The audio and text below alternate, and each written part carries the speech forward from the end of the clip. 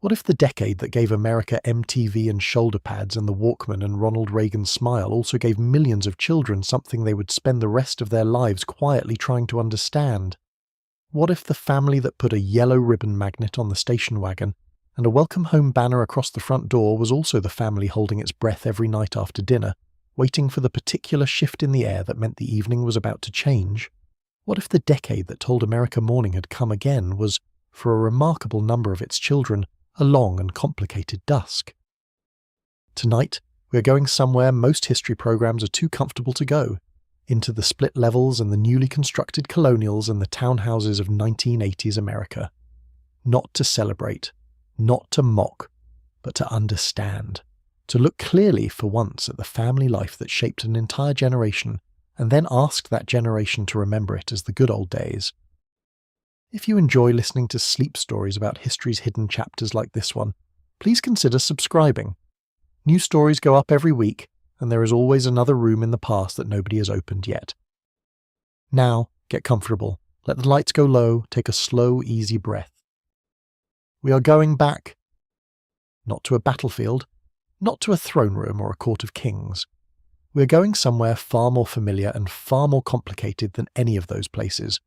We are going to a suburb, an American suburb sometime around 1984. The leaves outside are bright with October. A cassette tape is playing on the small stereo in the kitchen, something popular, something from the radio, the kind of music that is supposed to mean things are normal. The smell of something cooking comes through from the other room.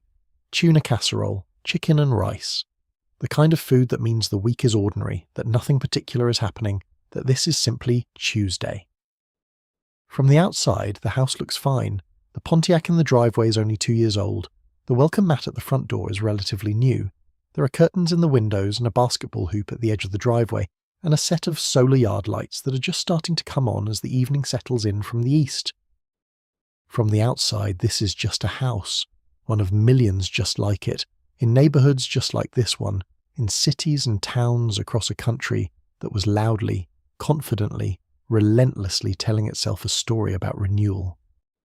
But tonight, we are going inside. We are going to sit quietly in the corners of these rooms and listen and look and try to understand what life in the 1980s, American family was really like for the people who could not leave, for the children who grew up there, for the women managing households under pressures that had new names now but were no less heavy for the naming, for the men caught between the old template they had inherited and the new expectations they did not quite know how to meet. This is not a story about evil people. It is a story about a culture and a particular moment in that culture and the structures and silences that allowed enormous complexity to live inside the most ordinary houses on the most ordinary streets in the most self-congratulatory country in the world. And the remarkable thing, the thing that will settle over you slowly as we move through these rooms together, is how thoroughly the decade's mythology was designed to make all of that complexity invisible, even to the people living inside it. Let us begin. There is a picture in your mind already. You have seen it in the photographs and the television commercials and the music videos and the magazine covers. The 1980s American family as it was meant to be seen. Confident, well-dressed, forward-looking. A family that had survived the uncertainty and malaise of the 1970s and come out the other side into something that felt, or was supposed to feel, like solid ground again. The decade announced itself with a particular kind of energy. The hostages came home from Iran in January of 1981. The new president was sworn in that same day, and he spoke in the cadences of an older, more certain America, an America of clear values and clear purpose, and the uncomplicated faith that the country's best days were still ahead of it. After a decade that had given the country Watergate and Vietnam and the oil crisis and stagflation, and a president who had asked Americans to examine their own malaise, the arrival of an administration that seemed constitutionally opposed to self-examination felt to a great many people like relief. The cultural pendulum swung hard. The questioning of institutions and authority that had characterized the 1960s and 1970s gave way to a renewed embrace of traditional structures, at least in the dominant cultural conversation. The family was central to this renewal. The family, and specifically the two-parent family with clearly defined gender roles and a stable domestic order, was positioned as both the foundation of a healthy society and the primary evidence that a person was living correctly. To have the family was to be doing it right. To deviate from the family's ideal form was to be doing something that needed explaining. The mythology of the 1980s American family was in some ways more brittle than its predecessor, precisely because it was being produced against more visible evidence of strain. The divorce rate, which had peaked around 1980, had not obligingly collapsed after the cultural shift toward traditional values. It stayed elevated. The number of children living with a single parent, which had been rising through the 1970s, continued to rise. The economic expansion of the early 1980s, which was real and significant for certain sectors and certain Americans, had been paid for partly by the devastation of American industrial communities whose families were living with unemployment and its consequences in ways that the cheerful cultural mythology could not accommodate. The mythology had a great deal of work to do, and like all things asked to work too hard, it eventually showed the strain. Now, let us move through the rooms, let us look at what was actually there. The physical geography of American childhood changed in the 1980s in ways that had profound and lasting effects on family life and on the experience of growing up inside it. The latchkey child entered the cultural vocabulary as a recognized category of American childhood during this decade. The phrase itself, which had existed in some form earlier but had not previously carried the cultural weight it acquired in the 1980s, described something that was becoming increasingly common. A child who came home from school to an empty house, who carried a key on a string around their neck, who was responsible for managing their own time and their own safety for several hours each afternoon until a parent came home from work. The recognition of the latchkey child as a defined social category was itself a form of acknowledgement, however reluctant, that the mythology of the family with a parent always present at home was not describing the lives of a very large number of American children. The category gave a name to something that had been happening with increasing frequency without being named, and the naming was important, though it stopped well short of the structural changes that would have actually addressed what was happening. This was not in itself a sign of parental failure. It was the arithmetic of the decade.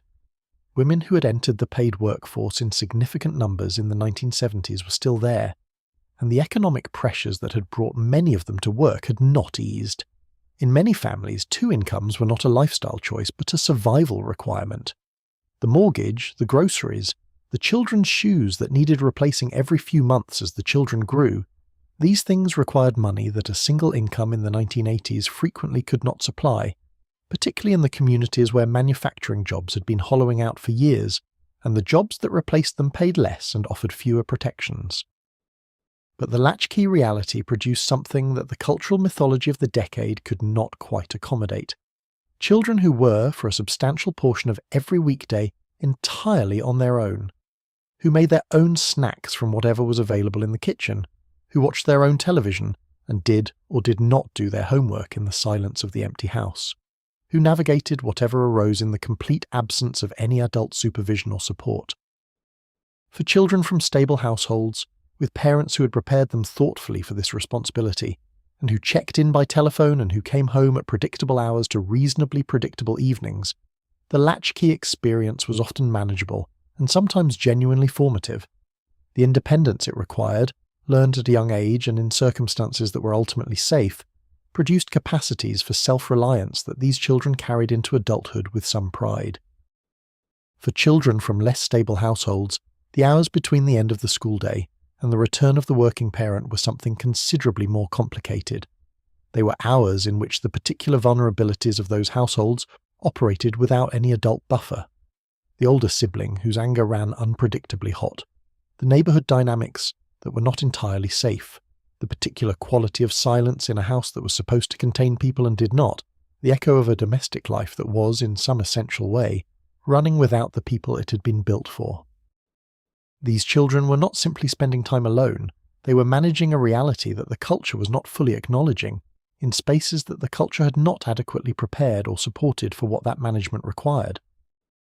The concern about latchkey children that surfaced in newspaper articles and school counselor discussions and parenting magazines through the decade was real, but it was often focused on the practical rather than the emotional.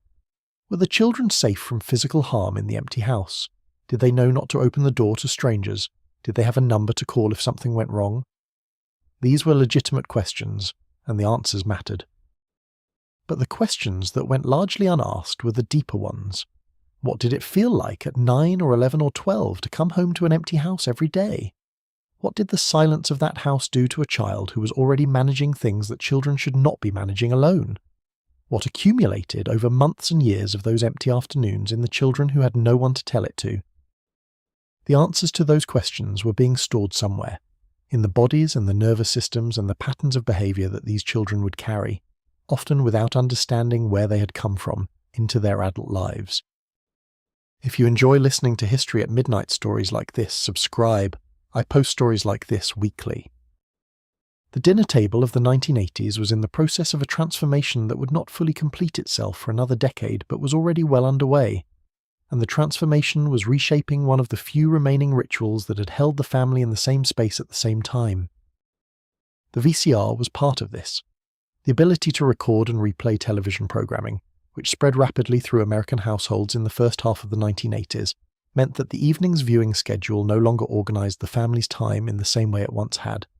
You could watch what you wanted when you wanted, which sounds like freedom, and was, in a narrow sense, freedom. But it also eroded one of the few structures that had kept the family in the same room at the same time for the same purpose, even if that purpose was passive viewing rather than active connection. The microwave oven was part of this. The availability of food that could be prepared individually, quickly, without the coordination and advanced planning required for a shared meal, made it easier for family members to eat on different schedules. In households where the parents worked different shifts, where after-school activities had multiplied into something approaching a second job, where the general pace of the decade made the idea of sitting down together at a fixed hour feel like a luxury that other families had, the microwave enabled a kind of atomized eating that would have been foreign to the households of even a decade before. These were small technological shifts with large social consequences, and they were unfolding inside families that were already under pressure from longer working hours, longer commutes, and the general cultural message that busyness was evidence of seriousness. The family that had time to sit down together and eat without the television on, without anyone needing to be somewhere in 45 minutes, was a family with a particular kind of margin, and the margin was becoming rarer. The dinner table that still happened in many households was not quite the same dinner table that it had been. It was shorter, more distracted. The conversations were more transactional, more logistical. Who needed to be where, when, and who was responsible for getting them there? The emotional weather of the household still showed itself at the table, still organised everyone's behaviour around whoever in the room was setting the temperature. But there was less time for it to develop fully, less room for the particular kind of conversation that required settling in and letting something real come up. What was comfortable was the screen, and the screen asked nothing of you. It did not require attunement or the navigation of conversations that might go somewhere difficult. It simply ran, offering its version of the family life that the mythology prescribed, warm and resolved and lit in the particular flattering tones of prime-time television. The children of the 1980s absorbed this, the way children in the 1970s had absorbed it, and the way children in every decade absorbed the lesson their environment actually teaches. The lesson the screen was teaching was the same lesson it had always taught, that real family life was supposed to look like what the screen showed, and that the gap between what the screen showed and what happened in your own house was something private, something to be managed, something not to be named too loudly. Let us talk about something that the cheerful decade worked very hard not to look at directly, something that arrived in the middle of the 1980s with devastating force and reorganized the emotional landscape of millions of American households in ways that are still being understood. AIDS entered American public consciousness in the early 1980s. The first reports appeared in medical literature in 1981. The first major mainstream newspaper coverage followed, tentative and circumscribed by the cultural frameworks within which the disease was being understood, or not understood, or refused understanding. The way the disease entered public consciousness tells you a great deal about the decade and its relationship to uncomfortable truths. The language of risk groups, which emerged early in the epidemiological discussion and entered popular culture with remarkable speed, created for many American families in the suburbs and the small cities and the rural counties, The comfortable sense that this was not their concern, not their world, not their table. The categories were specific enough to feel like fences. If the disease happened to people in those categories, then families that did not include people in those categories could believe themselves protected, not only physically, but morally, which was the more important protection in the decade's value system. But the disease did not respect categorical fences, and as the 1980s progressed, its reach into the ordinary landscape of American family life became impossible to fully deny. The man who had been the high school coach, and who had seemed healthy at Christmas, and who was now visibly, frighteningly unwell, and whose illness nobody would name directly when you saw the family at church. The uncle whose companion was never introduced as a companion, and whose companion was now gone and the uncle himself did not look right. The college student who came home for the summer and did not go back in the fall. The neighbour's adult son who moved back into the house to be cared for, and was gone before the following winter. These presences and these absences were felt in households across the country. They were felt as the particular kind of knowing that communities develop when they cannot name what they know. The lowered voice, the exchanged glance across the pew, the subject that shifted when children entered the room, the silence that was not accidental but carefully engineered, maintained by the collective understanding that naming the thing would require acknowledging something that many people were not prepared to acknowledge. In the dominant cultural and political response to AIDS in this period, the disease was framed in ways that made compassion conditional. The person who had contracted AIDS through a blood transfusion or a mother's pregnancy was described as an innocent victim. The language implied, without requiring to state explicitly, that others were something different from innocent.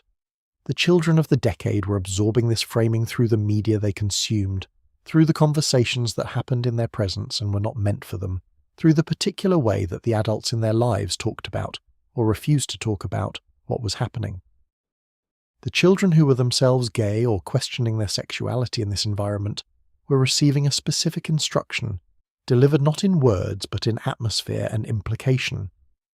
A part of themselves was capable of producing this quality of silence. A part of themselves belonged to the category that the decade's dominant voices were describing as distinct from the innocent. They were learning this lesson in the households where they were supposed to be safest. Over the dinner table, in the car on the way to church, in the particular way a parent's voice changed when the subject came up on the evening news. The long-term consequences of this instruction are not simple to trace, because they express themselves in the lives of millions of people in millions of different ways, but they were real, and they were absorbed, and they shaped the architecture of what those children understood love and family and belonging to mean in ways that took, for many of them, decades of work to understand and longer still to begin to undo. The silence around AIDS in the 1980s was not only about sexuality, it was about death. It was about the particular way the decade handled the accumulation of loss that was hitting certain communities with a speed and a thoroughness that had no recent parallel in American peacetime life. The grief that AIDS produced was not allowed the full cultural space that grief usually receives, because acknowledging the grief fully would have required acknowledging the full humanity of the people who had died, and the decade was not always prepared to do that. For the families who were living inside this grief, who had lost someone and could not always say clearly to the people around them who it was they had lost or how it had happened, the isolation was particular and specific. The mythology said that grief was something communities held together. The reality was that this grief was being held largely alone, in households that could not speak its name to the neighbourhood, and in bodies that were carrying it without any institutional structure for what carrying it required. There is a conversation Americans are still having, with considerable difficulty, about what the 1980s war on drugs actually did to American families. It is a conversation that tends to produce strong and divergent feelings, depending on which part of that story a person's family was living. Tonight we're going to have it quietly, carefully, the way this whole story is being told, sitting in the corner, watching, trying to understand. The cultural messaging of the 1980s around drug use was extraordinary in its intensity and in its categorical simplicity. Just say no. The phrase, which became associated with Nancy Reagan and with a nationwide public health campaign aimed at school children, carried within it a complete moral philosophy, that the problem of drug use was a problem of individual choice, that the appropriate response to the offer or the temptation was a single word, and that the person who failed to say that word was making a moral failure of a kind that explained and justified whatever followed. The message was everywhere, in schools and in television public service announcements, and in the particular way that anti-drug education was delivered to children of the decade, as moral instruction rather than as information. This is your brain. This is your brain on drugs. The image was graphic and meant to shock, and it worked, in the sense that it produced a vivid and lasting impression in the children who sat through it. What it did not do, and could not do, was map cleanly onto the lives of children who were growing up in households where substances were already present. For these children, the classroom anti-drug assembly was not a warning about a danger they had never encountered. It was a description of something they were already navigating, rendered in a moral vocabulary that made their navigation a form of family shame. The substances in the household were not, in a significant number of cases, the street drugs that the decade's moral panic centered on. They were the substances that had been present in the 1970s and that were still present in the 1980s, still legal, still marketed with the full weight of the advertising industry behind them, still organized into the social rituals of adult life, with a thoroughness that made their presence feel like normalcy rather than exception. Alcohol remained the organizing substance of a great deal of middle-class American family life in the 1980s. The cocktail hour had been renamed, in some households, to happy hour, borrowing the vocabulary of the bar culture that had expanded through the 1970s. The cultural celebration of wine that had been building through the decade, as wine became the more sophisticated choice in households that wanted to see themselves as discerning and European in their tastes, produced a new domestic ritual whose escalation was, in many households, not fundamentally different from the old one. Beer advertising reached new levels of integration into American sports culture in the 1980s. The association between watching the game and drinking while you watched it was so thoroughly naturalized that it had ceased to feel like an association and had become a simple fact of how Saturday afternoon worked in a great many American houses. This was the ambient culture within which household drinking was embedded, and the embeddedness made it very difficult to see clearly when the drinking in a particular household had moved from the ambient into something more specific and more costly. The crack cocaine epidemic that was devastating urban communities through the second half of the 1980s reached the suburbs as well, though the suburban experience of it was different in both its character and in the cultural visibility it received. Crack's devastation of communities of colour was documented, prosecuted and punished with a ferocity that reflected both genuine alarm and the particular priorities of the decade's criminal justice philosophy.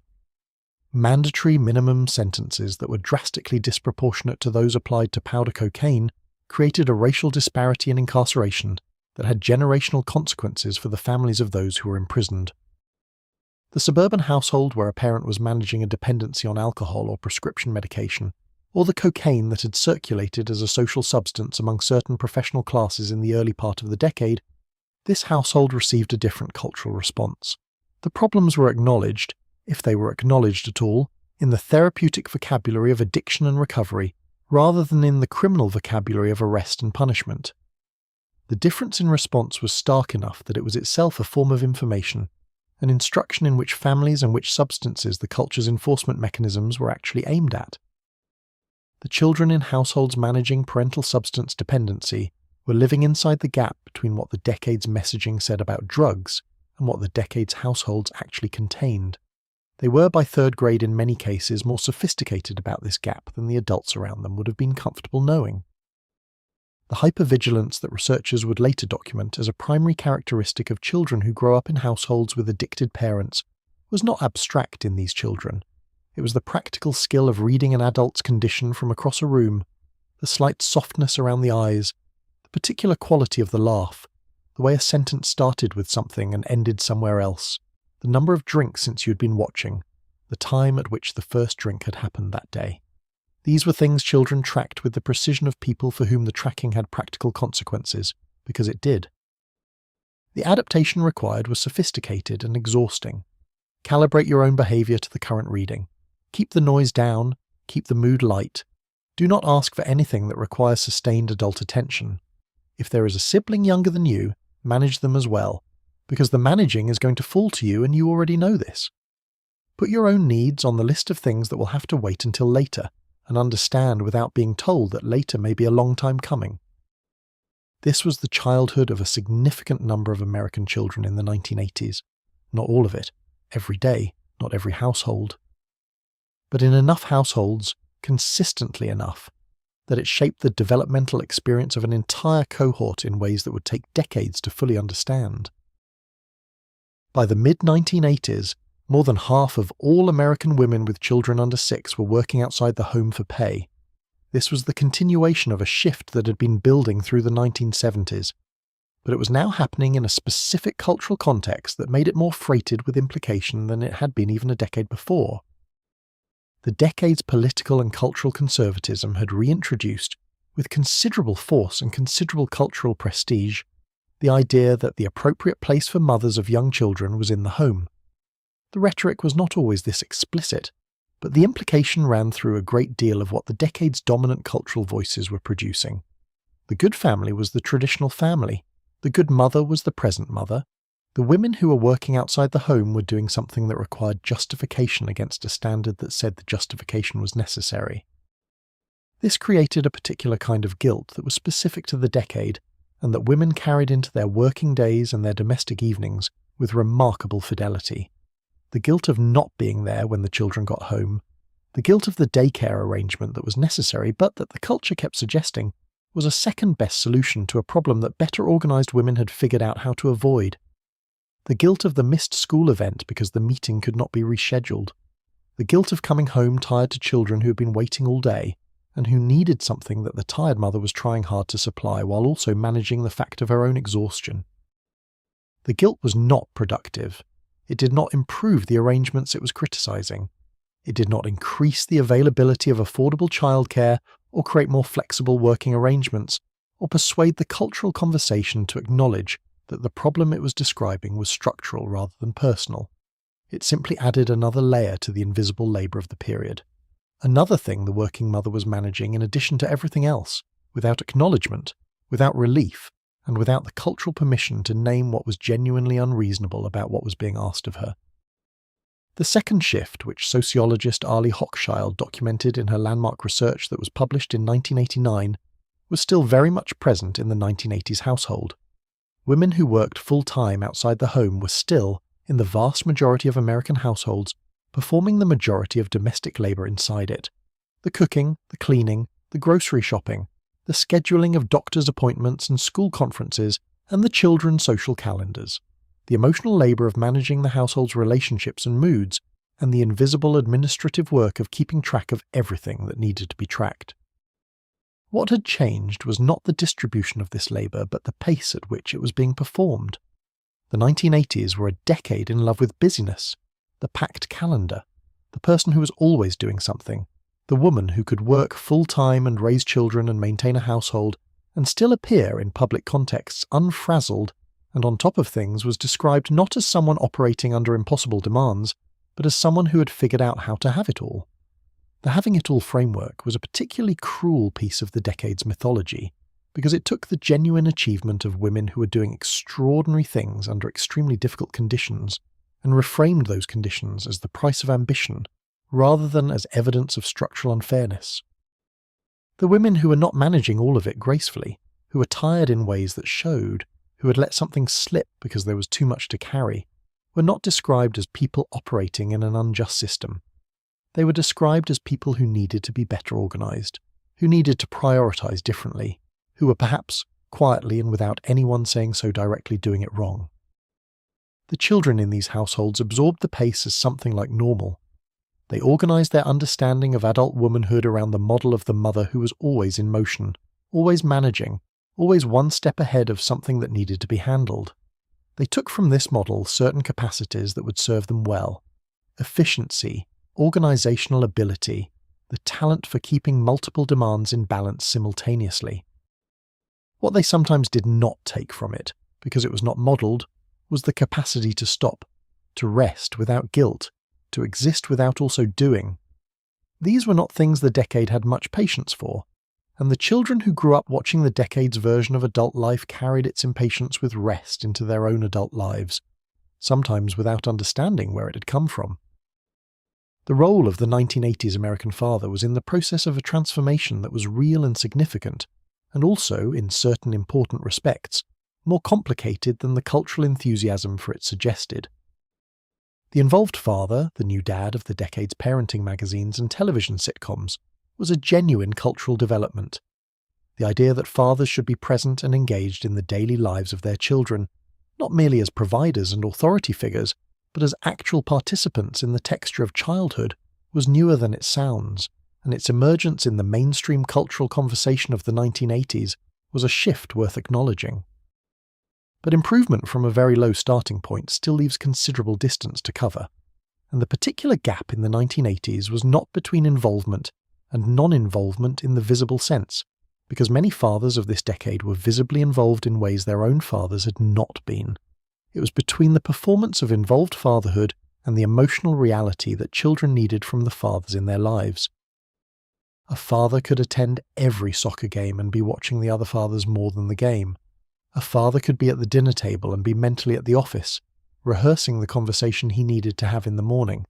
A father could be present in all the visible ways and still be, in the way that mattered most to the child across from him, somewhere else. This kind of presence that is absence was not new to the 1980s, but it took a particular form in the decade because the cultural visibility of involvement had made it something you could perform, something that had a legible social meaning, something that could be checked off in a way that the deeper form of presence could not be. The cultural messaging around fatherhood in the 1980s carried within it a certain performance quality that was not unrelated to the decade's general enthusiasm for self-presentation. Being an involved father was something you could demonstrate. There were photographs to put on the mantelpiece. There were things to say to colleagues about coaching the team and making it to the school play. Things that produced a particular kind of admiring response that the previous generation of fathers had not associated with domestic engagement. The demonstration was not false, necessarily. But the distance between the demonstration and the underlying reality was something children could feel, even when they lacked the vocabulary to describe what they were feeling. To understand the emotional absence of the 1980s father in its fuller dimension, you have to understand what the decade was asking men to be, and how little preparation it gave them for being it. The decade was telling men that they should be more emotionally available to their children. This message was arriving in the cultural conversation with some consistency through the parenting literature and the television programs that depicted involved fathers and the women in their lives who were, with varying degrees of success, asking for something different from the men they had married. The message was real, and in many ways it was right.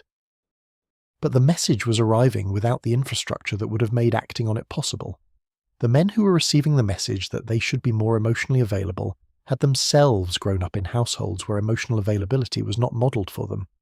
They had been raised by fathers who had given them, as primary inheritance, a template for manhood that excluded emotional engagement as a category of legitimate masculine behaviour.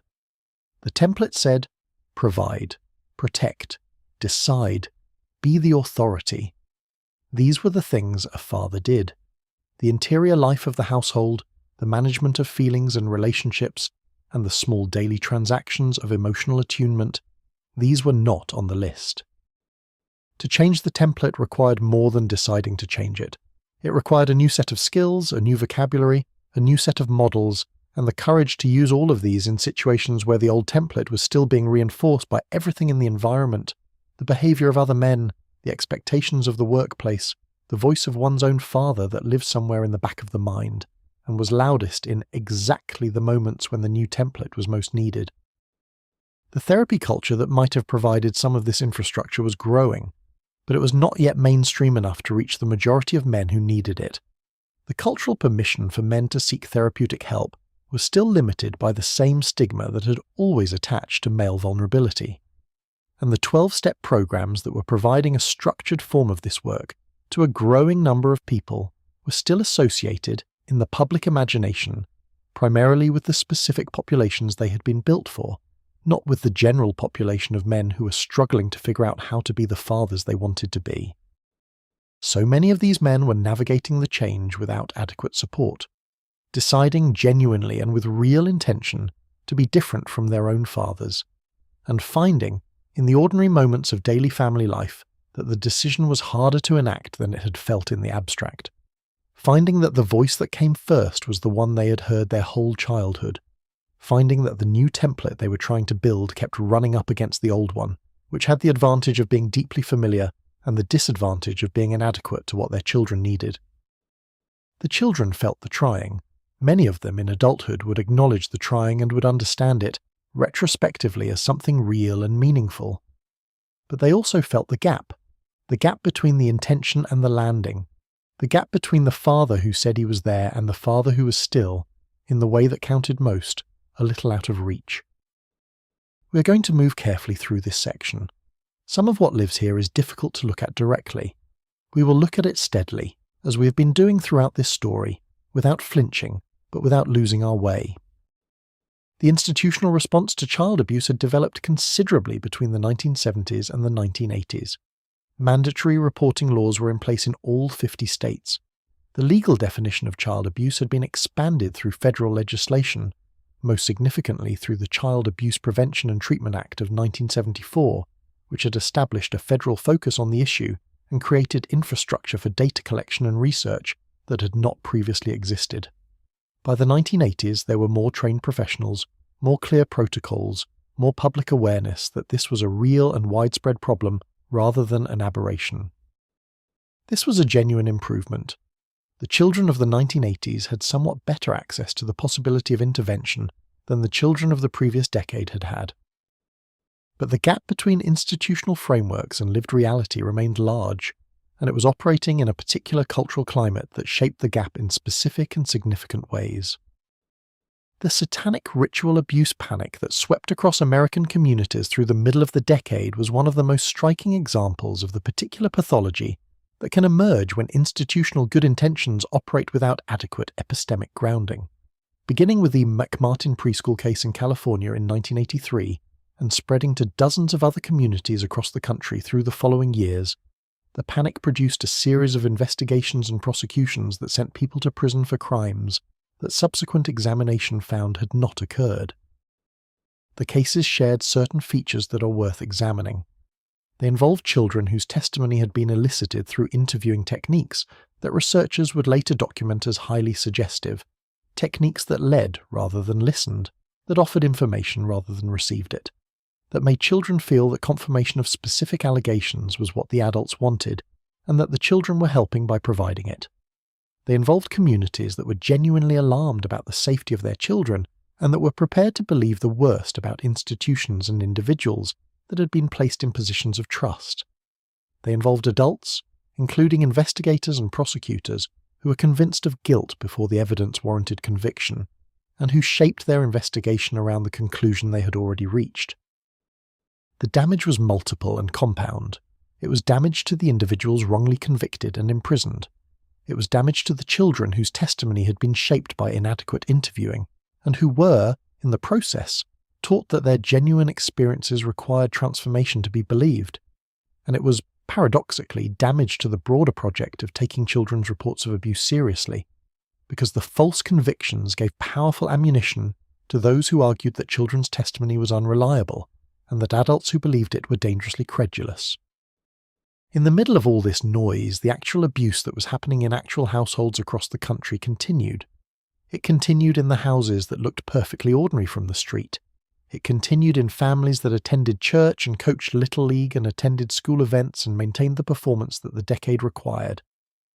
The noise of the panic, and the backlash to the panic, and the extended legal battles that followed in its wake, filled the cultural space that should have been occupied by a clearer-eyed examination of what the research was actually documenting about the prevalence and the long-term effects of childhood abuse. The research was there. It was being accumulated by psychologists and social workers and pediatricians and epidemiologists who were building a picture of childhood abuse that was, in its scope and in its consequences, genuinely alarming. The research was finding that the abuse was far more common than the cultural mythology allowed, that it occurred across all economic classes and all family structures, that its effects were profound and lasting, that children who experienced it frequently did not disclose it, and when they did, frequently encountered disbelief or minimization that added another layer to the harm. This research had not yet, in the 1980s, fully penetrated the cultural consciousness in the way it would in subsequent decades. The public conversation about abuse was noisy, but not always well informed. The genuine victims of abuse were navigating a landscape that had more visible infrastructure than the decade before, but that still had enormous gaps, still required of them more than they should have been required to manage, still placed the burden of proof in places where children were least able to meet it. The television set, which had grown to fill an increasingly central role in the 1980s American household, deserves sustained examination in its own right, because what it was showing families about themselves had consequences that went beyond the evening's entertainment. The Cosby Show arrived in 1984 and became the most watched program in America almost immediately. In its warmth and its wit and its depiction of a successful, loving, engaged black family, it represented something genuinely significant in the landscape of American television. It challenged the default whiteness of the ideal television family. It depicted black professional success at a time when such depictions were rare. It gave many viewers genuine pleasure and something that functioned as aspiration. It also did what television families had always done. It depicted a version of family life so thoroughly idealized that it operated as instruction in what family was supposed to look like. The Huxtable parents were never too tired for their children, not in any sustained or irresolvable way. They always found the words. They had the resources, material and emotional, to meet every situation with grace and wisdom and humour. The problems that arose in the household were the problems of comedy, resolvable within 30 minutes, leaving everyone a little wiser, and the family unit more cohesive than it had been before. For families that looked nothing like this from the inside, the show's extraordinary popularity had a specific effect. Every Thursday night, a very large number of American households were watching a depiction of family life that made their own experience of family life look, by comparison, like a kind of failure. The comparison was not fair. The comparison was between reality, in all its mess and exhaustion and unresolvability, and a carefully written and produced fiction, optimized for warmth. But the nervous system does not always distinguish between fair and unfair comparisons. It simply registers the gap. The decade's other television families were doing similar cultural work in their own registers. Family Ties, Growing Pains, Who's the Boss, Perfect Strangers. The sitcom family of the 1980s was not exactly the sitcom family of the 1950s, but its fundamental architecture remained stable. Parents who were fundamentally competent and fundamentally good, children whose misbehaviours were resolvable within the episode's runtime, a domestic world that was warm and functional even when it was temporarily complicated. Roseanne, which arrived in 1988, was the exception that threw the rule into relief. Its Connor family was working class in a way that had not been depicted with this kind of specificity in American primetime television. Roseanne Connor was tired in a way that was recognizable. The family's financial stress was not a temporary complication to be resolved, but a persistent condition that organized their daily life. The humor was sharper, the conflicts less neatly resolved, the emotional texture of the household something that viewers in similar circumstances could recognize as real. The fact that Roseanne landed with such force, and that its arrival felt to so many viewers like a kind of relief, tells you something about how thoroughly the decade's dominant family mythology had been departing from the lived experience of a very large number of American households. The relief of recognition, the particular pleasure of seeing your actual life depicted rather than the aspirational version of it, was something that the mythology had been denying an enormous audience for the entire decade. The shame that the mythology's dominance generated was self-reinforcing in its mechanism. You could not look at the family next door and know that they were also experiencing the gap between the television family and the real one, because their performance was as polished as yours. You could not look at the family in your church pew and see the things they were managing, because they were as practiced as you at presenting the face the institution required. The performance was communal and mutual, and it functioned as confirmation. If everyone appears to be fine, then the ones who are not fine must be failing at something that other people have figured out. The children who grew up watching this, absorbing the mythology from the television, and from the neighborhood, and from the church and from the school, were being given a standard against which their own families were always already falling short. They were being taught, in the most effective way that teaching happens, which is not through explicit instruction, but through the accumulated evidence of everything around them, that the gap between the public face and the private reality was normal, expected, and worth maintaining at considerable personal cost. Mental illness in the 1980s, household operated in a specific cultural and institutional context that made it simultaneously more visible as a category and, for many families, no more accessible as a thing that could be named and addressed. The pharmacological landscape was beginning to shift. The arrival of a new class of antidepressants in the late 1980s would, within a few years, transform the treatment of depression in ways that were genuinely significant for a large number of people. But for most of the decade, the available pharmaceutical treatments for depression and anxiety were either inadequate to the severity of the conditions they were meant to treat, or carried risks of dependence and difficult withdrawal that made their widespread use complicated. Lithium, which had been available for the treatment of bipolar disorder since the 1970s, was effective but required careful monitoring and had a narrow therapeutic window that made its management demanding. The antipsychotic medications available for the treatment of schizophrenia were effective at managing certain symptoms, but came with side effects that were themselves debilitating. The benzodiazepines that had been prescribed heavily to women in the previous decade were still being prescribed, and the dependence they produced in a significant number of patients was still not being fully reckoned with. What this meant practically for the household was that the parents who were managing serious mental illness in the 1980s were managing it without tools that were adequate to what they were managing. They were doing it within the context of a culture that still attached profound stigma to any acknowledgement of psychiatric difficulty. They were doing it in a decade that had made competence and forward motion its primary values, a decade in which depression, with its particular inability to make progress or project optimism, was a form of failure that the culture was constitutionally unable to sympathize with. The children in these households were doing what children in all these households were doing, adapting to a reality that their environment was not acknowledging as unusual. The parent whose depression manifested as a particular quality of absence, present in the room and somehow not reachable. The parent whose untreated bipolar disorder moved the household through cycles of expansion and contraction that followed their own logic, unrelated to anything external, leaving the children to track the pattern and try to predict the transitions. The parent whose anxiety expressed itself as controlling behavior and hypervigilance about order and cleanliness and propriety, producing in the household an ambient tension that was exhausting to inhabit. None of these things had the names, in these children's daily lives, that they might have had if the adults around them had been able to name them. They were just how things were, the particular weather of the particular family, the water that these children swam in without knowing they were swimming, without having anything to compare it to, without the language that would have helped them understand that what they were experiencing was something specific, something with causes and consequences, something that was not simply the neutral texture of how all families worked. The post-traumatic stress that was present in some households from the Vietnam era, which we touched on in the previous story about the 1970s, had not resolved itself by the 1980s. The men who had come home from Vietnam and who had not received adequate treatment, who had been managing their experience through whatever mechanisms were available to them, who were by now in their late 30s and 40s, and whose struggles were embedded in the long-established patterns of the household, were still there.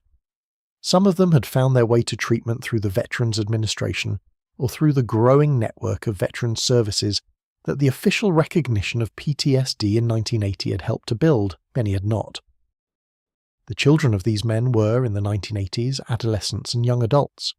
They were at the age when the inherited patterns of the household become most visible to the person who has inherited them, and when the decision about what to do with those patterns becomes most urgent. Some of them were beginning, in the therapy rooms and the counselling centres and the ACOA meetings that were growing in availability and accessibility through the decade, to develop the language for what they had grown up inside.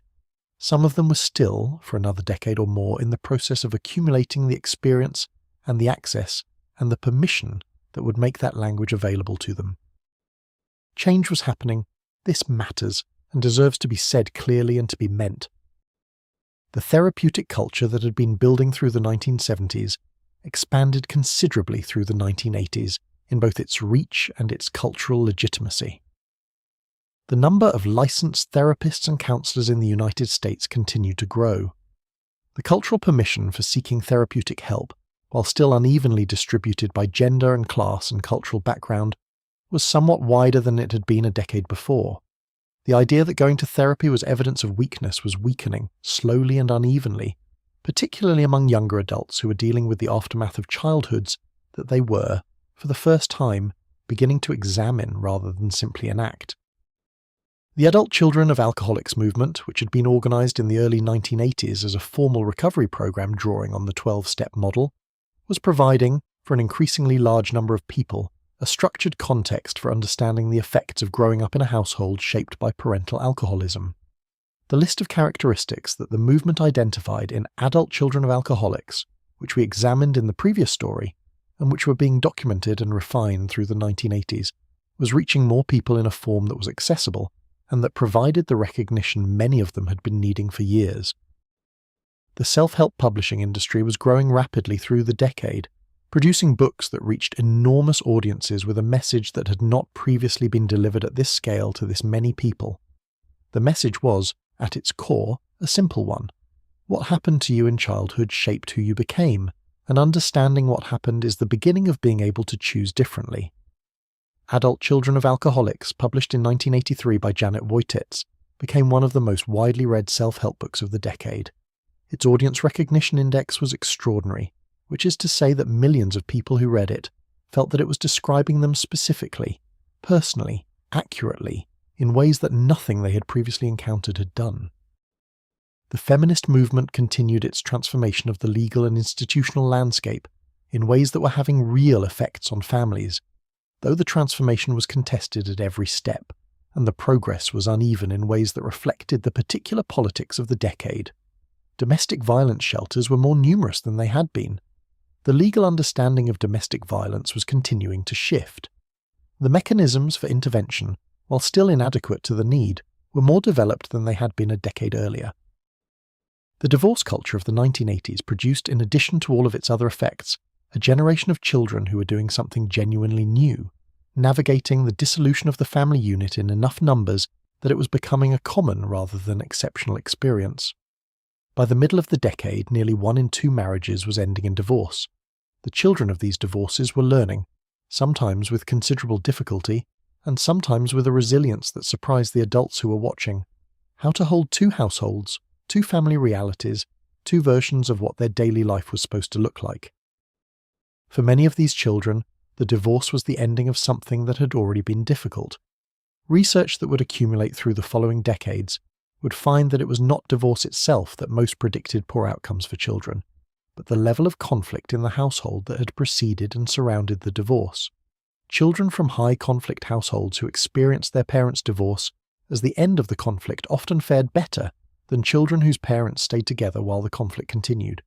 The mythology that said divorce was the failure and marriage was always the success was, for these children, being complicated by their own experience of what failure and success actually felt like from the inside. The children who grew up in the kinds of households this story has been describing, and who are now adults in their 40s and 50s, are the generation that has most thoroughly, in the aggregate, sought to understand its own childhood. They are the generation that showed up in therapy in the largest numbers, that bought the self-help books, that found their way to the support groups, that had the conversations with siblings and cousins and old friends in which the mythology was finally set down and the actual memory of what it had been like was allowed to surface. The adaptations that children make to difficult household environments are, as we observed in the previous story, remarkable evidence of the human capacity to survive. The child who grows up in a household where the emotional climate is unpredictable, where the adult's needs and states organize everyone else's behavior, where the gap between the public face and the private reality is something that must be maintained without being named, this child develops a set of competencies that are genuinely impressive. The ability to read a room, to detect shifts in emotional temperature before they are visible to anyone less practiced, to adjust behavior in response to the state of the dominant adult with a speed and accuracy that, in adulthood, can look like extraordinary social intelligence, and that is sometimes both that and the adaptation it was originally built to be. The capacity for self-sufficiency, the knowledge, absorbed early, that expressing need in the wrong context produces outcomes worse than the need itself, so that the management of need becomes internalized, private, the subject of a sophisticated inner calculus that determines when and to whom and how much it is safe to reveal. The talent for performance, the ability to present in the contexts that require it exactly the face that is expected, to be the child from the fine family, the person who is handling things, the adult whose inner life is not visible in the way that would require others to respond to it.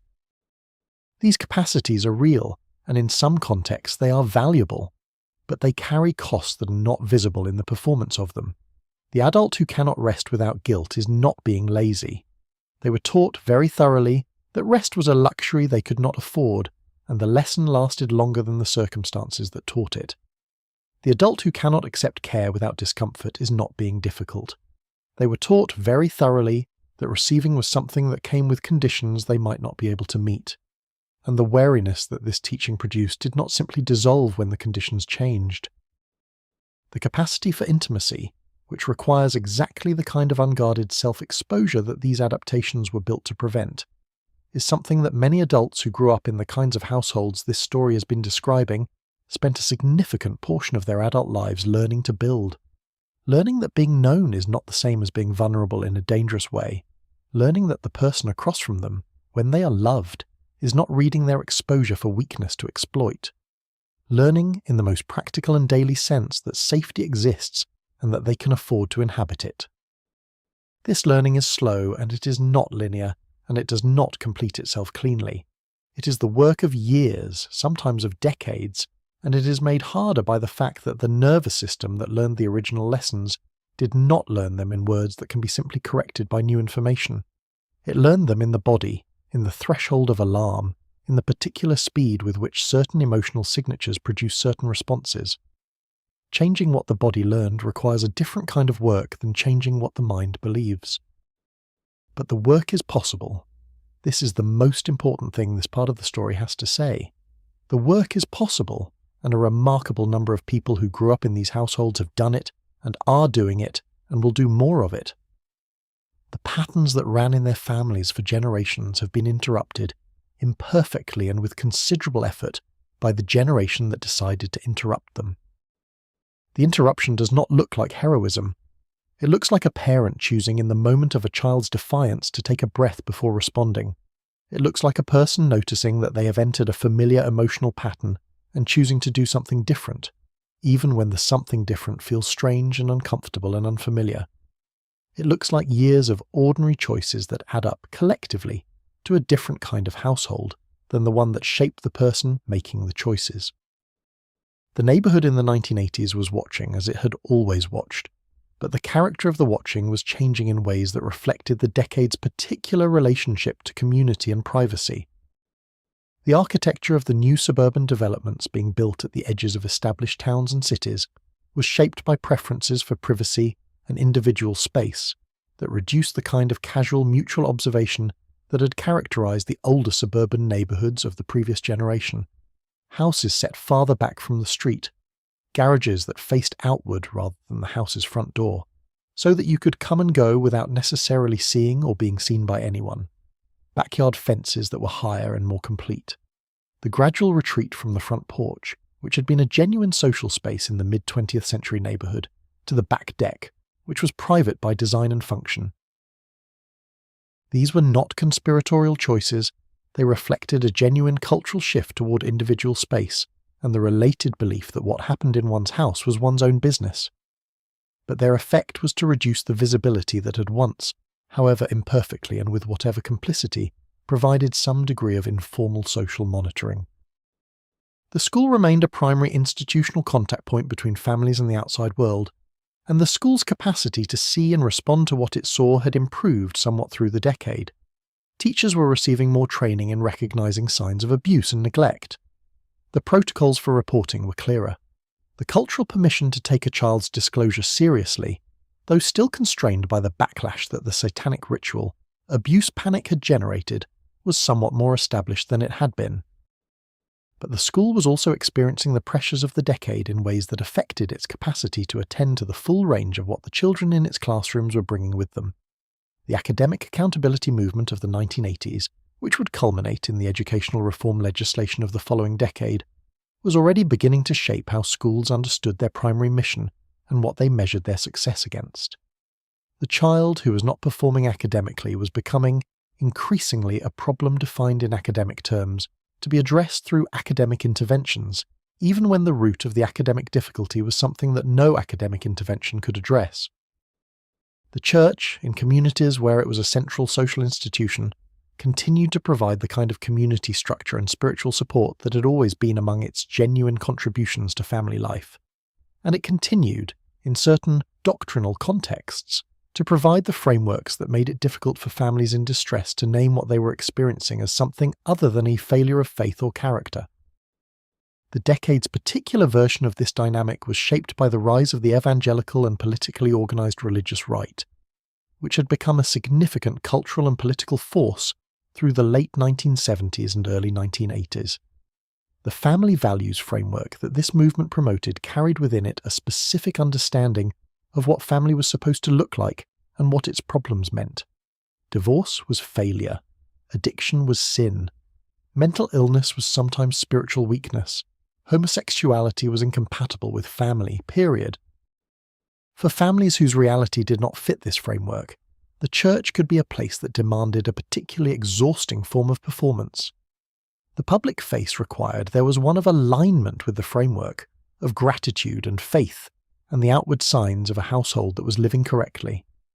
The private reality, whatever it was something that had to be managed on the family's own, without the support that an honest disclosure might have made available, because an honest disclosure would have put the family outside the category of the families that the institution could fully embrace. The grief of the 1980s is something that the decade's cheerful self-presentation had very little room to hold. The AIDS epidemic was producing, in certain communities, a concentration and speed of loss that had no recent parallel in American life outside of wartime. People were losing friends and partners and siblings in waves. The grief was compounded by the circumstances of the losses, by the stigma that surrounded the disease, by the inadequacy of the medical response in the early years when the disease was moving faster than the research, by the political response that was, in certain important contexts, slower and more conditional than the scale of the crisis warranted. For families who were inside this grief, who had lost someone and who could not always say clearly to the people around them who it was they had lost or how it had happened, the isolation was specific and profound. The mythology said that grief was something communities held in common, shared openly, acknowledged with the full weight of social recognition. The reality was that this grief, for many families, was being held largely alone, in households that could not speak its name to the neighbourhood, in bodies carrying something that had no adequate public form of acknowledgement. The grief of the industrial communities that the decade's economic transformation was hollowing out was a different kind and a different scale, but it was also real, and also largely invisible in the dominant cultural conversation. The factory towns of the Midwest and the Northeast, where manufacturing jobs that had supported working-class families for generations were disappearing, often without anything adequate to replace them, were experiencing a kind of collective loss that the decade's celebration of entrepreneurship and the service economy had no language to honour. The men who had organised their entire sense of worth and purpose around work that no longer existed were managing something that looked, to anyone who was looking carefully, like grief, though it was not named that way. The children of these communities were growing up inside economic stress that was not the product of their families' individual choices, but of structural forces that the cultural mythology made invisible by explaining poverty as personal failure. They were absorbing the shame of their family's difficulty in a context that provided no adequate framework for understanding that the difficulty was not something their parents had done to themselves. The stories we tell ourselves about our decades are always, at least partly, the stories we could afford to tell. The 1980s told itself a story about renewal and optimism and the restoration of American confidence and purpose. The story was not entirely false. For some Americans, in some circumstances, the decade delivered something like what it promised. But the story was told against the silence of everyone for whom the promise was not the lived reality.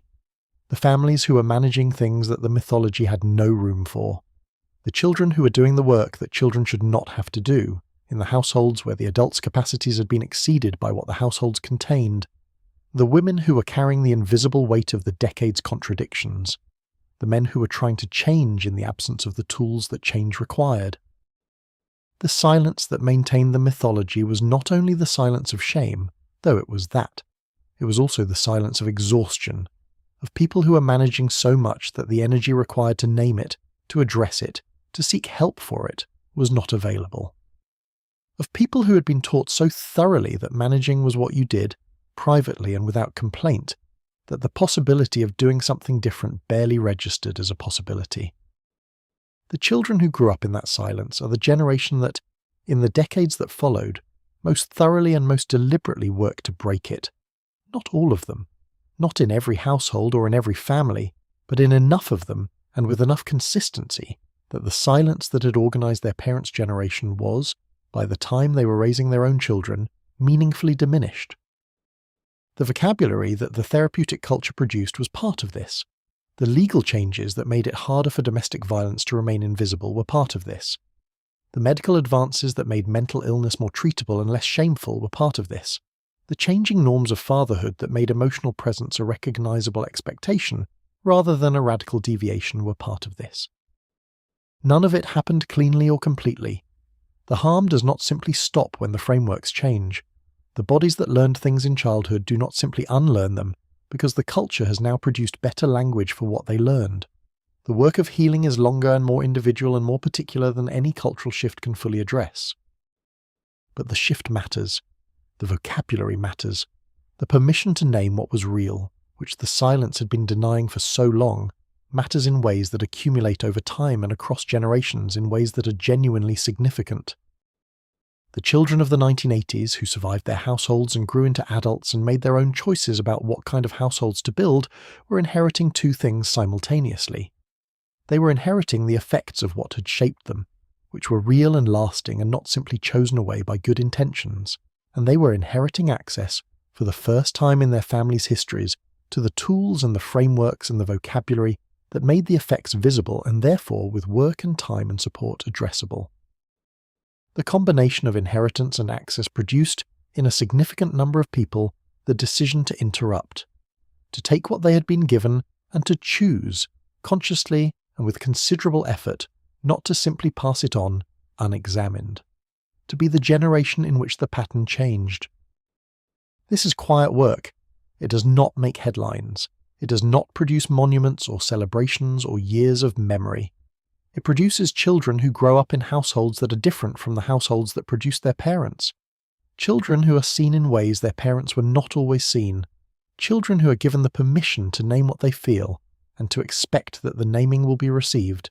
Children who grow up understanding that the gap between the public face and the private reality does not have to be as large as it was in the decade their parents grew up in, and that making it smaller is not weakness or complaint, but the ordinary work of being human together.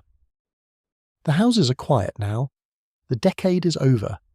The neighbourhoods we have walked through together tonight have gone dark, the yard lights off, the VCR clocks blinking their small green numerals into the dark living rooms, the television screens finally dim behind the curtains. History is not only what happened on the evening news, it is what happened on a Tuesday in the living room while the children worked on homework at the kitchen table and the parents managed, each in their own way, the distance between what the decade promised and what the day had delivered.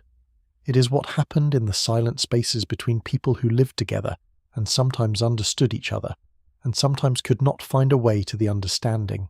It is what happened to the children who watched and listened and adapted and survived and grew into adults who are, in ways large and small and mostly invisible to the world, still in the process of understanding what surviving meant for them.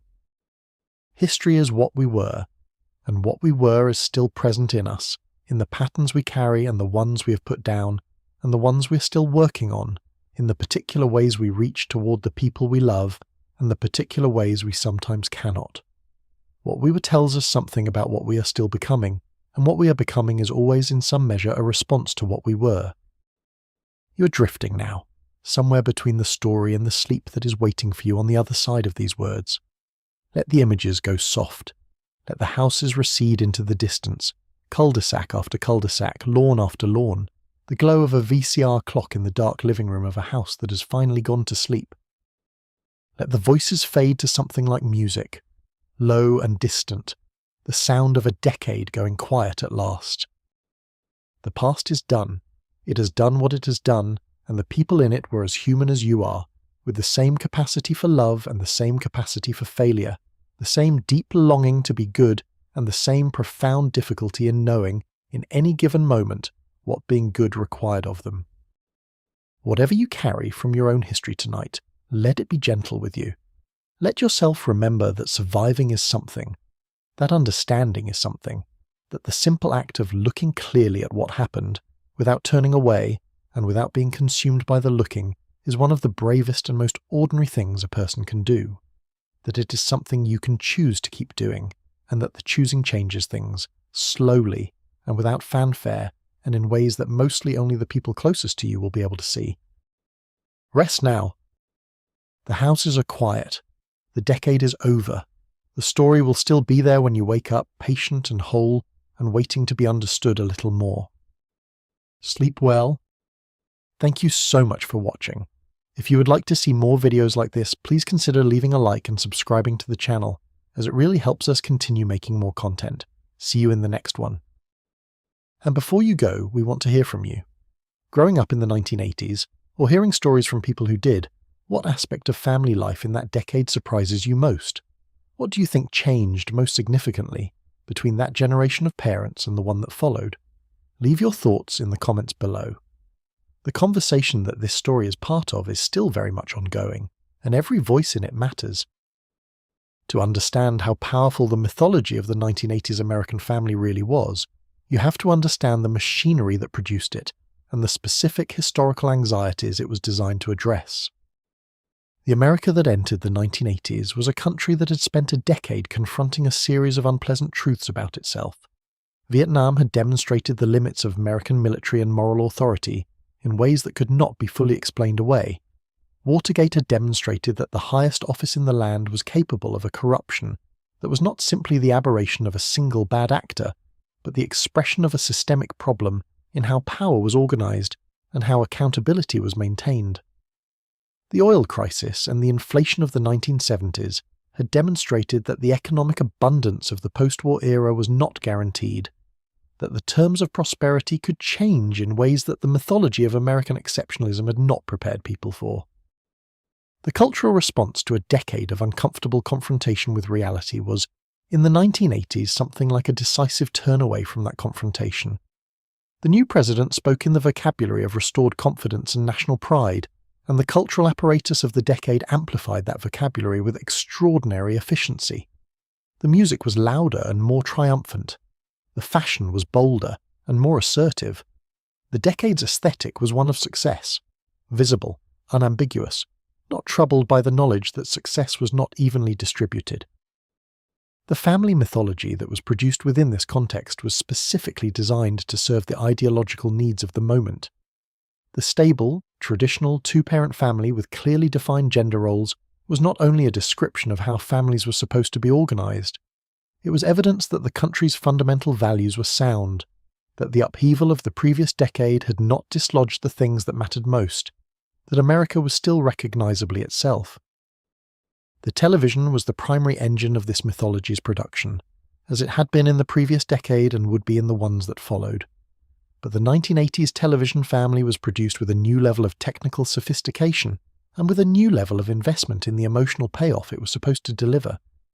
The sitcom family of the decade was warm in a very specific and carefully engineered way, warm enough to produce identification, warm enough to produce the particular comfort that comes from seeing a version of your own domestic world rendered in appealing terms, warm enough to make the gap between the depicted life and the actual one feel like something that could, with effort and intention, be narrowed. The advertising world reinforced this mythology constantly and with extraordinary specificity. The advertisements of the 1980s were selling not only products, but aspirational self-images, and the aspirational self-image that organized the decade's advertising language was one of achieved success, of having made it to the place where the car was right and the kitchen was right, and the family gathered in it was beautiful and healthy and happy, in the particular way that beauty and health and happiness were understood by the decade that produced it.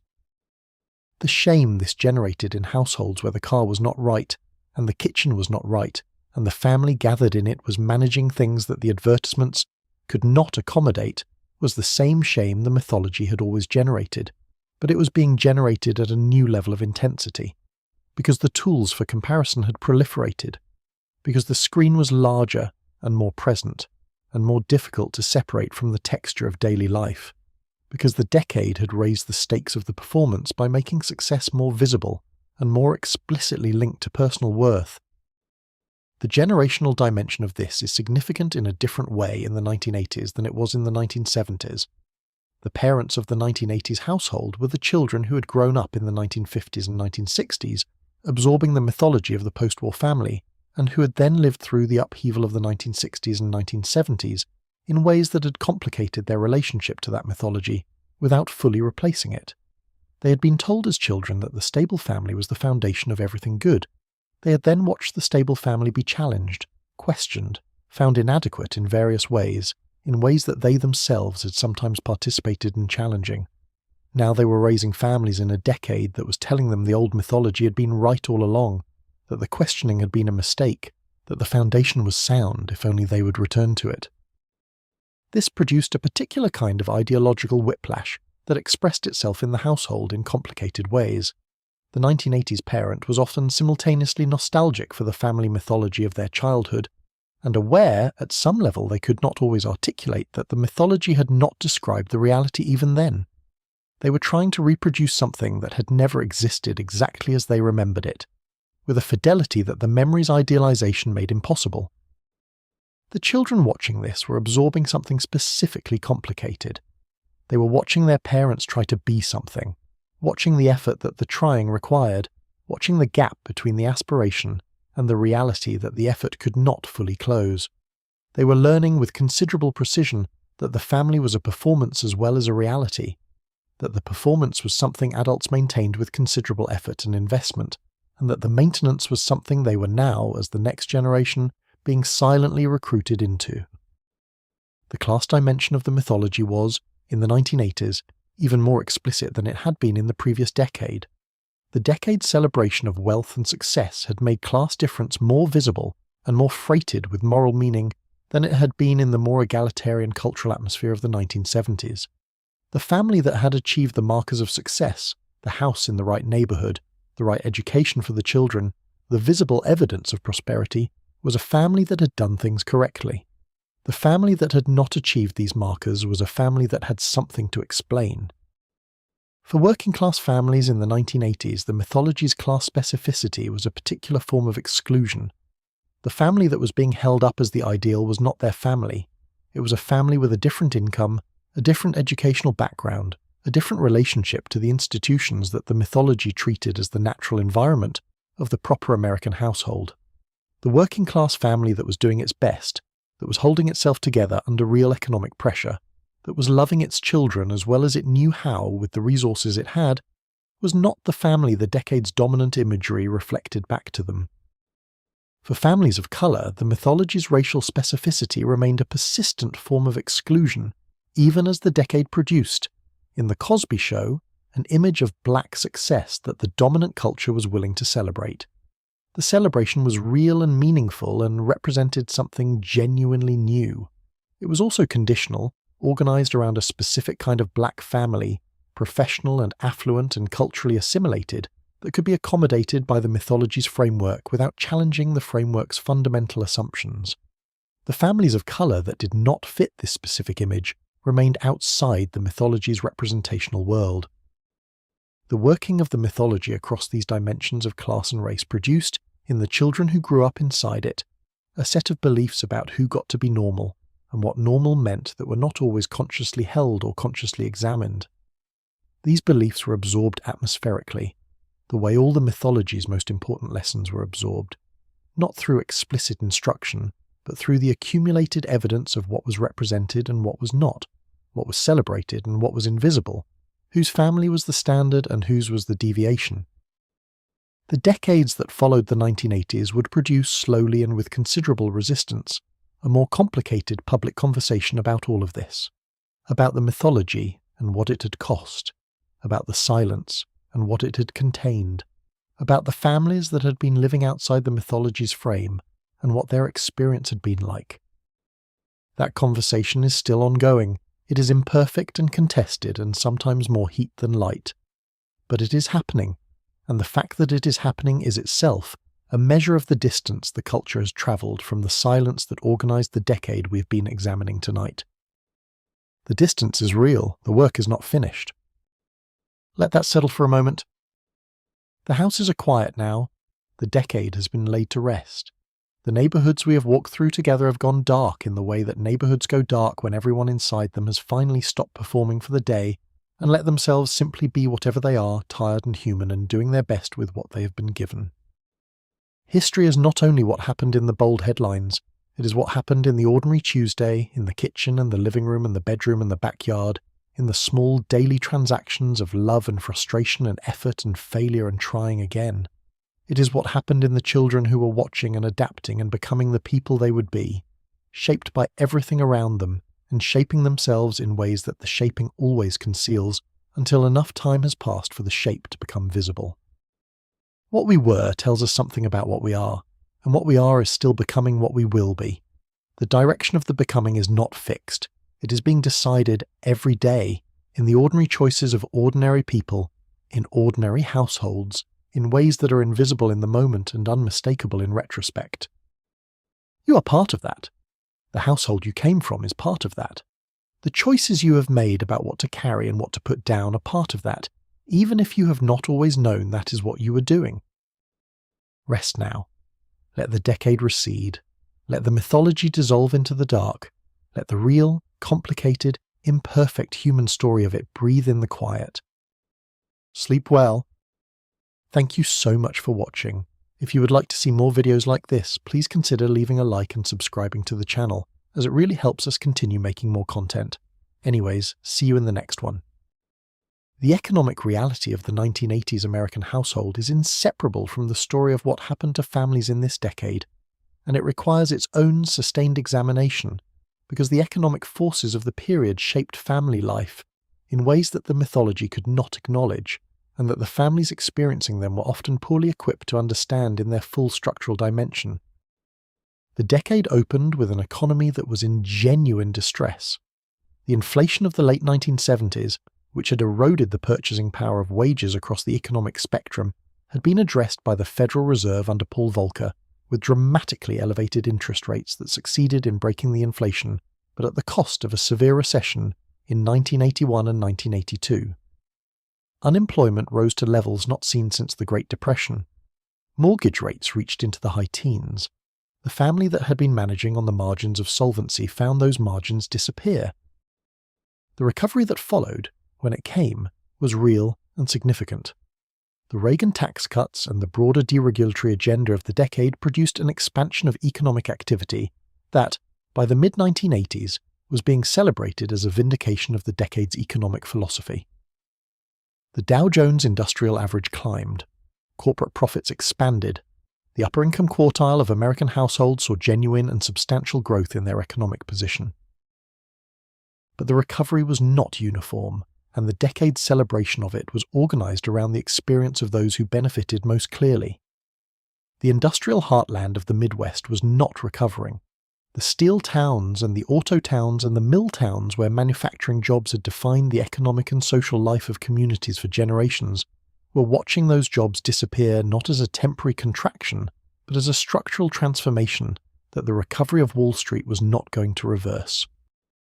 The human costs of this transformation were carried by families, by the man in his early 50s who had worked in the same plant for 25 years and who was being told, with inadequate severance and uncertain pension arrangements, that the plant was closing and his skills were not transferable to the economy that was replacing the one he had given his working life to. By his wife, who was already working and who now became the household's primary earner, in circumstances that neither of them had planned for, and that the household's emotional architecture had not been designed to accommodate. By their children, who were watching their parents manage a fear that the adults were working very hard not to name directly, and who were absorbing the fear anyway, in the particular way that children absorb everything that moves through the air of the household they live in. The shame of economic failure in the 1980s was a specific and acute thing, because the decade had made economic success into a moral category in a more explicit way than previous decades had done. The ideology of the period held that the market was a meritocracy, that the people who succeeded in it had earned their success through intelligence and discipline and hard work, and that the people who did not succeed had not brought sufficient intelligence or discipline or hard work to bear. This ideology was not entirely invented. It contained enough of the truth to function as a plausible description of some people's experience. But as a comprehensive account of why some families were prospering and some were struggling, it was radically incomplete, because it had no vocabulary for the structural forces that determined the context within which individual intelligence and discipline and hard work operated. The steelworker who had been maximally disciplined and hard-working for 25 years was losing his job because the steel industry was being restructured by global competition and technological change, forces that his discipline and hard work had no power to reverse. The ideology of the decade could not say this clearly without undermining its own logic. So it said something else. It said that the people who were losing because they had done something wrong. The children of these families absorbed this ideology the way children absorb everything, as the water they swam in, as the background assumption about how the world worked. They absorbed the shame of their family's economic difficulty, without the framework to understand it as something other than their family's personal failure. And they carried this shame, in various forms, into the adult lives they built, and into the households they created, and into the ways they talked and did not talk to their own children about money and worth, and what a person's economic situation meant about who they were. The women of the 1980s household were managing the economic reality at the level of the daily detail, in ways that were largely invisible to everyone except themselves. The grocery store was where the economic pressure of the decade was most immediately and most frequently felt. The working mother who was doing the week's shopping after a long day was making dozens of small calculations, tracking prices that she had been watching for weeks, and that were moving in directions the household budget could not always comfortably accommodate, store brand or name brand, the vegetable that was on sale or the one the children would actually eat, the cut of meat that was within budget, and the menu architecture that would make it something the family would recognize as dinner rather than as deprivation. These calculations were performed in conditions of physical exhaustion and time pressure that made them harder than they should have been. They were performed invisibly, in the sense that no one who was not performing them was fully aware of the sophistication and the sustained effort they required, and they were performed inside a cultural atmosphere that told the woman performing them that she should also be thinking about nutrition and variety and the pleasure of family meals, while simultaneously managing the full-time job and the children's schedules and the household's administrative life. The invisible economic management of the household by women in this period was, in retrospect, one of the most significant and least acknowledged forms of labour the decade produced. It kept families solvent that would otherwise have become insolvent. It absorbed the real costs of the decade's economic inequality, in ways that protected the household from the full impact of what was happening economically, and that protected the men in those households from fully confronting an economic reality that was more precarious than the household's maintained surface suggested. The credit card was becoming, in the 1980s, a primary tool for this management, and its expansion through the decade into a standard instrument of ordinary household finance was a development with consequences that would not fully manifest until much later. The ability to put things on credit, which the deregulation of the financial industry in the early 1980s had made available to a much wider range of household incomes than had previously had access to it, allowed families to maintain a standard of living that their incomes did not quite support. It allowed the gap between the mythology of prosperity and the reality of the household's economic situation to be papered over with borrowed money.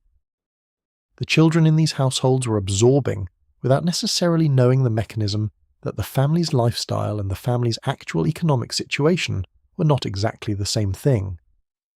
That appearances were maintained through means that had their own costs that were deferred into a future that was not yet visible. This was a form of education in the gap between surface and reality that was different from the emotional gap the rest of this story has been examining, but that was connected to it in ways that would express themselves later in the ways these children, grown into adults, managed their own relationships with money and with the performance of prosperity. The physical health of the family was another dimension of the household's reality that the mythology of the decade was poorly equipped to address honestly. The 1980s were the decade in which Americans began to become more aware, in a broader and more mainstream way, of the connections between lifestyle and health outcomes.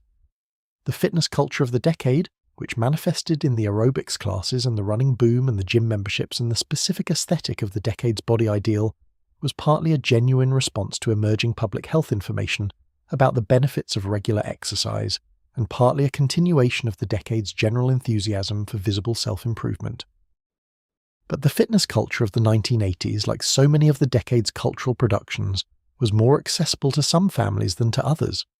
The time and the money that regular exercise required were not distributed equally, and the particular body ideal that the decade produced, thin and toned in a specific way that required both genetic luck and sustained effort, was another standard against which a great many bodies were always already inadequate.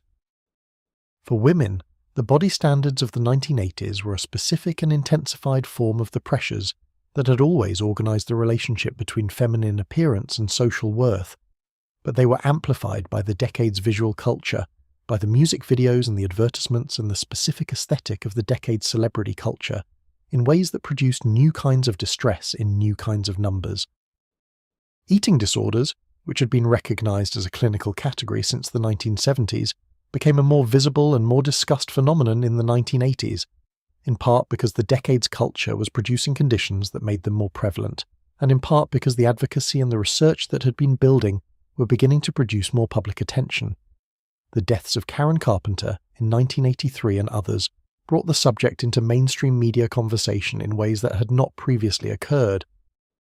For the families managing eating disorders in a household member, the decade's public conversation about the subject was a double-edged development. It provided for the first time some degree of public acknowledgement that the problem existed. It provided vocabulary and eventually some degree of treatment access. But the way the subject was often framed in the media, as a problem of vanity or of extreme dieting, rather than as a serious psychiatric illness with significant mortality risk, meant that the public understanding that was developing was not always the understanding that was most useful to the families in the middle of it. The substance dependencies of the decade took physical tolls that were not always fully visible from the outside, and that added another layer of complexity to the household's health reality. The alcohol dependency that was managed quietly, that was not the visible kind that produced dramatic events, that was expressed instead in the chronic mild sedation of the evening and the gradual erosion of certain capacitors. This was also a physical process with physical consequences that accumulated over years in the body of the person managing it, and in the household that organized itself around it. The social world of the 1980s child deserves its own examination, because it was being shaped by forces that were producing a childhood experience that was, in certain important respects, genuinely different from what the children of previous decades had experienced. The organised activity culture of the 1980s was expanding rapidly. Recreational youth sports programs had grown enormously from their origins in the post-war era, and by the 1980s they were beginning to take on a character that previous generations would not have recognised. More scheduled, more structured, more competitive, more organised around the participation and the investment of parents in ways that made the activities not simply the children's, but the family's project. This had complex effects on childhood. The organised activity provided structure and skill development and social connection, and, in many cases, genuine joy. It also began to colonise the unstructured time that children had previously used for the kind of spontaneous self-directed play that has developmental functions that organised activity does not fully replicate. For the children of the decade who were managing difficult things at home, the organised activity was often a genuine reprieve, a space where the household's particular dynamics did not govern, where the relationship with a coach or a teacher or other adults provided something that the household's adults were not providing. These relationships were not therapeutic in a formal sense, but the consistent, predictable, positive attention of an adult who was not the parent and who was not managing the household's complications could function as something that helped, something that provided evidence that the world outside the household contained people who could be reliable and supportive in ways that the household itself was not always managing to be. The friendships of the decade's children were conducted as they had always been, in the tension between the authentic self and the self that the household required to be presented. The playground and the neighbourhood and the sleepover were spaces where the performance could sometimes relax, where something closer to the actual inner life could emerge. but they were also spaces where the household's rules about what could be said and what could not were still operating, where the child from the household with the difficult thing in it had learned to calibrate disclosure with considerable care. The best friendships of childhood are the ones where the calibration becomes less necessary, where the authentic self finds enough safety to emerge more completely. Some children of the 1980s had this.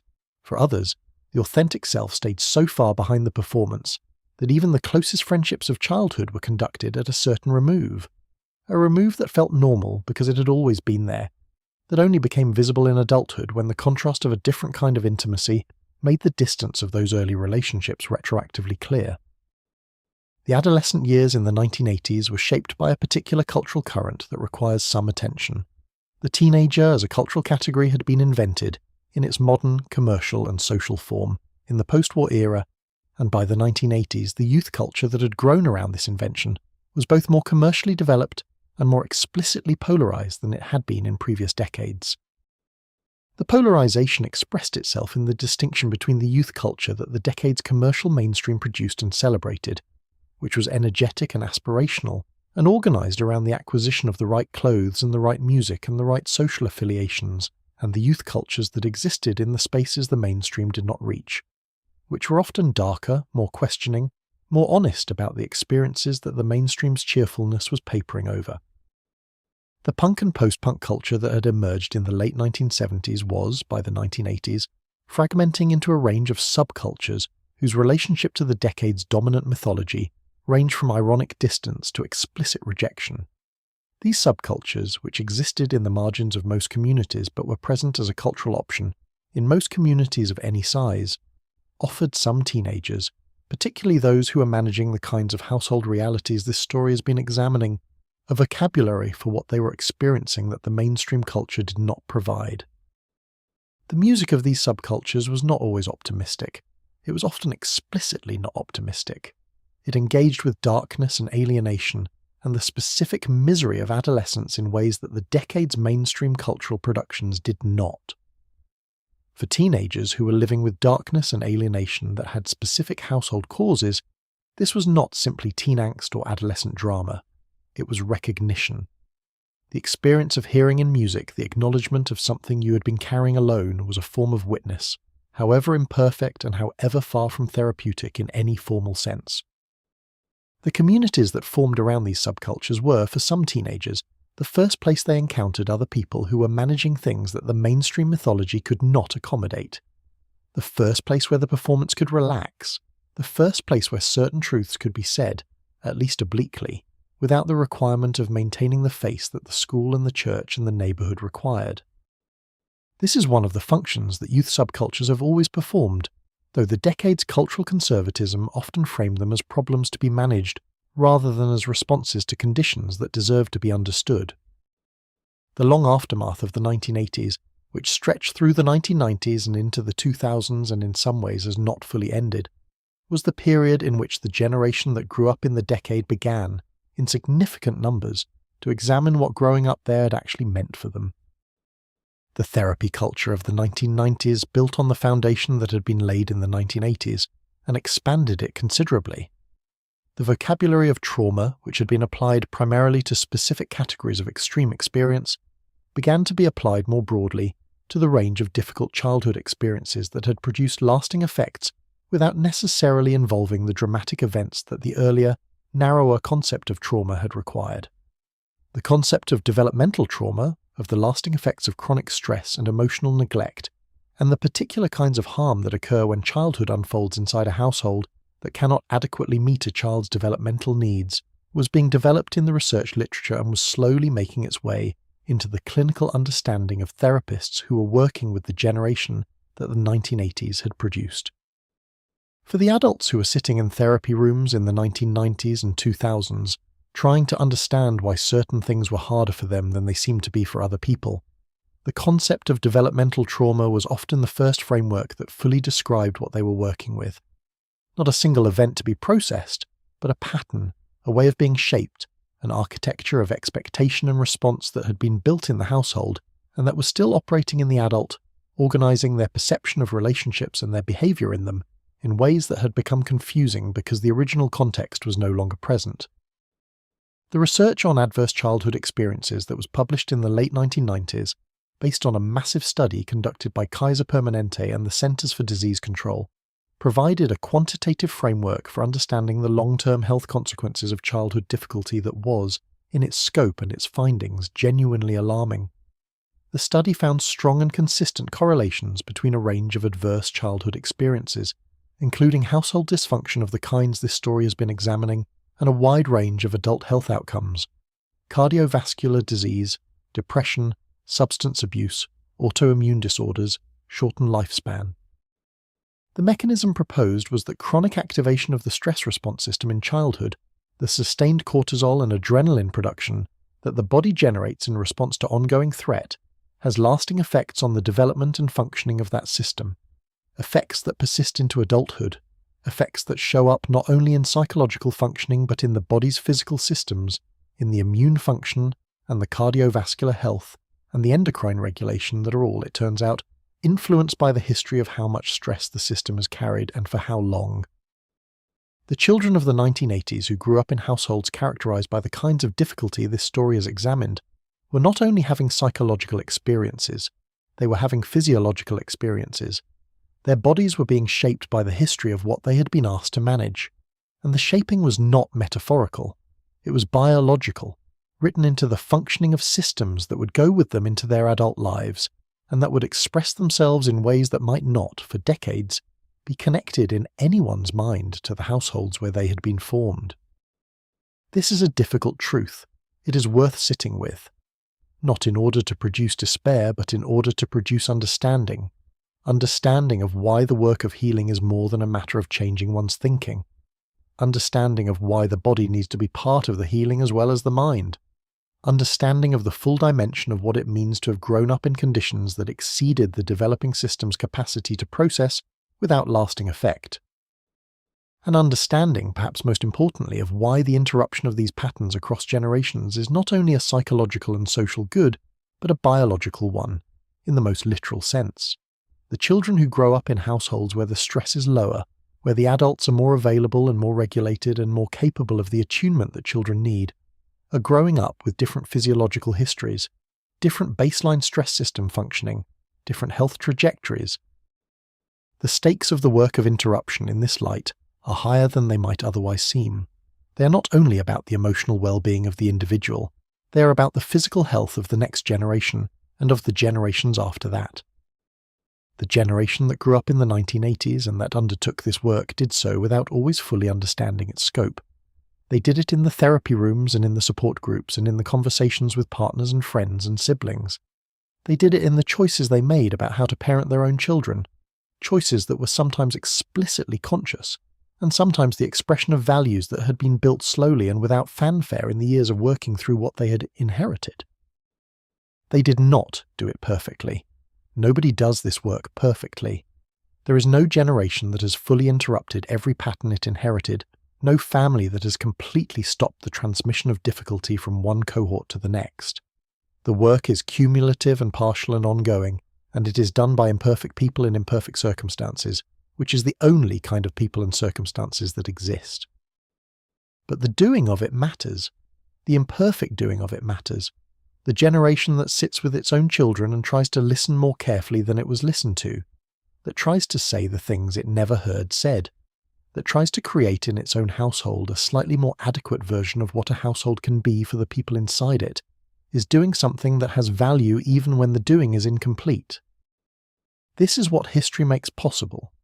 Not the redemption of the past, which cannot be redeemed because it is done, and what it did is done, but the possibility of a future that is different from the past in ways that the past itself made possible by being exactly what it was.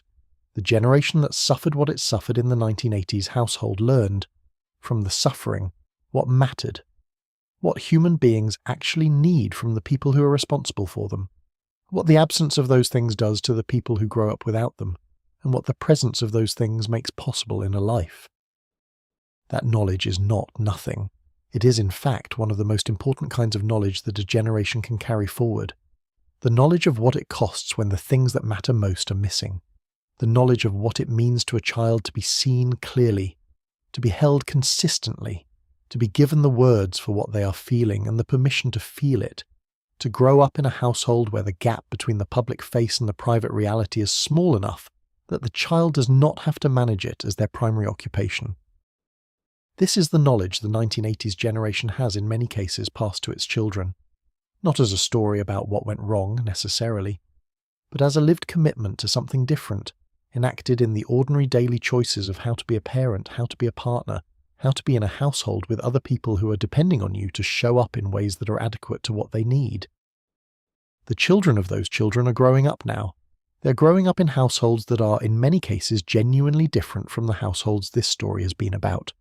Not uniformly, not without their own difficulties and their own forms of inadequacy, because difficulty and inadequacy are part of the human condition, and not only of the 1980s. But different in ways that matter, different in the direction of greater honesty and greater visibility, and greater permission for the people inside the household to be, without the overwhelming requirement of performing something else. That difference is the quiet legacy of the generation that looked at what it had been given and decided, imperfectly and with considerable effort, to give something else. Let that be the note on which this long story comes to rest. The houses are quiet. The streets are dark. The decade has been laid at last to rest in the place where all decades go, into the long accumulation of what happened, into the memory of the people who lived it, into the shaping of everything that came after. You are one of those people, or you know those people, or you're in some way connected to the long human chain of what happened and what it produced and what it made possible. The connection is real, even when it is not visible, even when the links are not named, even when the understanding has not yet fully arrived. It arrives. Slowly, and with the help of everything the culture has produced to help it arrive, the understanding comes.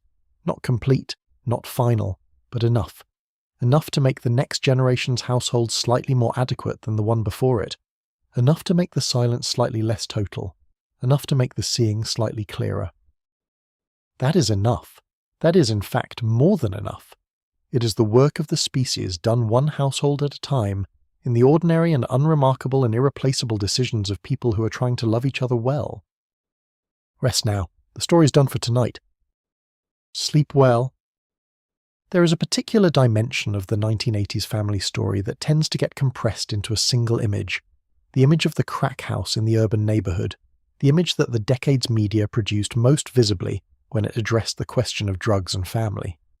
But the substance problem of the 1980s was not only an urban phenomenon, or a poverty phenomenon, or a problem of any single demographic. It was woven into the fabric of middle-class family life in ways that the dominant imagery of the drug crisis made invisible, because the dominant imagery had specific political uses that required the crisis to be located somewhere other than in the suburban household with the two-car garage. The prescription drug culture of the 1980s was a direct continuation of the Valium culture of the 1970s, adapted to the new pharmaceutical landscape and to the new kinds of distress that the decade was producing. The benzodiazepines that had been prescribed to millions of women in the previous decade were still being prescribed, and the dependence they produced in a significant number of their recipients was still not being fully reckoned with by the medical establishment that had prescribed them. The withdrawal from benzodiazepine dependence is, for many people, a prolonged and difficult process, and it was being experienced in the 1980s by a generation of women whose doctors had not always been clear about the dependence risk when they had written the original prescriptions. The new prescription opioids that were beginning to be more widely prescribed for pain management through the decade were creating, in their own way, the early conditions for what would become a much larger crisis in the following decades. The medical culture around pain management was shifting in ways that would, in retrospect, be identified as the beginning of a catastrophic miscalculation. But in the 1980s, the individual household where a parent was managing chronic pain with opioid prescriptions was not understood to be a household at particular risk. The substance was legal, the prescription was from a doctor, the parent was managing a legitimate medical condition. The framework for understanding what was happening required tools that were not yet available. The children in these households were navigating, again, the gap between what the culture said and what the household contained. The parent whose pain medication produced a particular quality of sedation. The parent whose behavior changed in specific and predictable ways that the child had learned to track. The parent whose need for the medication was, over time, exceeding the medication's intended purpose in ways that the household was managing without naming. These children were doing the same work that children in all of these households were doing, adapting, calibrating, managing, performing normalcy in the context that required it, while carrying in private a reality that the performance was designed to conceal. The school day was, for many of these children, a kind of relief that could not be fully acknowledged as a relief because acknowledging it would have required acknowledging what they were relieved to be away from. The school building, for all its own hierarchies and difficulties and social complexities, was a place where the household's particular atmosphere did not govern. Where the child was, for a period of hours, subject to a different set of demands and a different set of adults and a different kind of accountability than the one that organised their home life. Teachers who were paying careful attention could see these children. The child who arrived at school with a quality of readiness that exceeded what the early hour explained.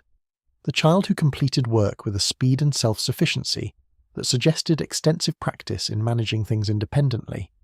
The child who watched the door. The child who was exceptionally skilled at reading the emotional state of the adult in the room and adjusting their behaviour in response. These were not simply well-behaved children.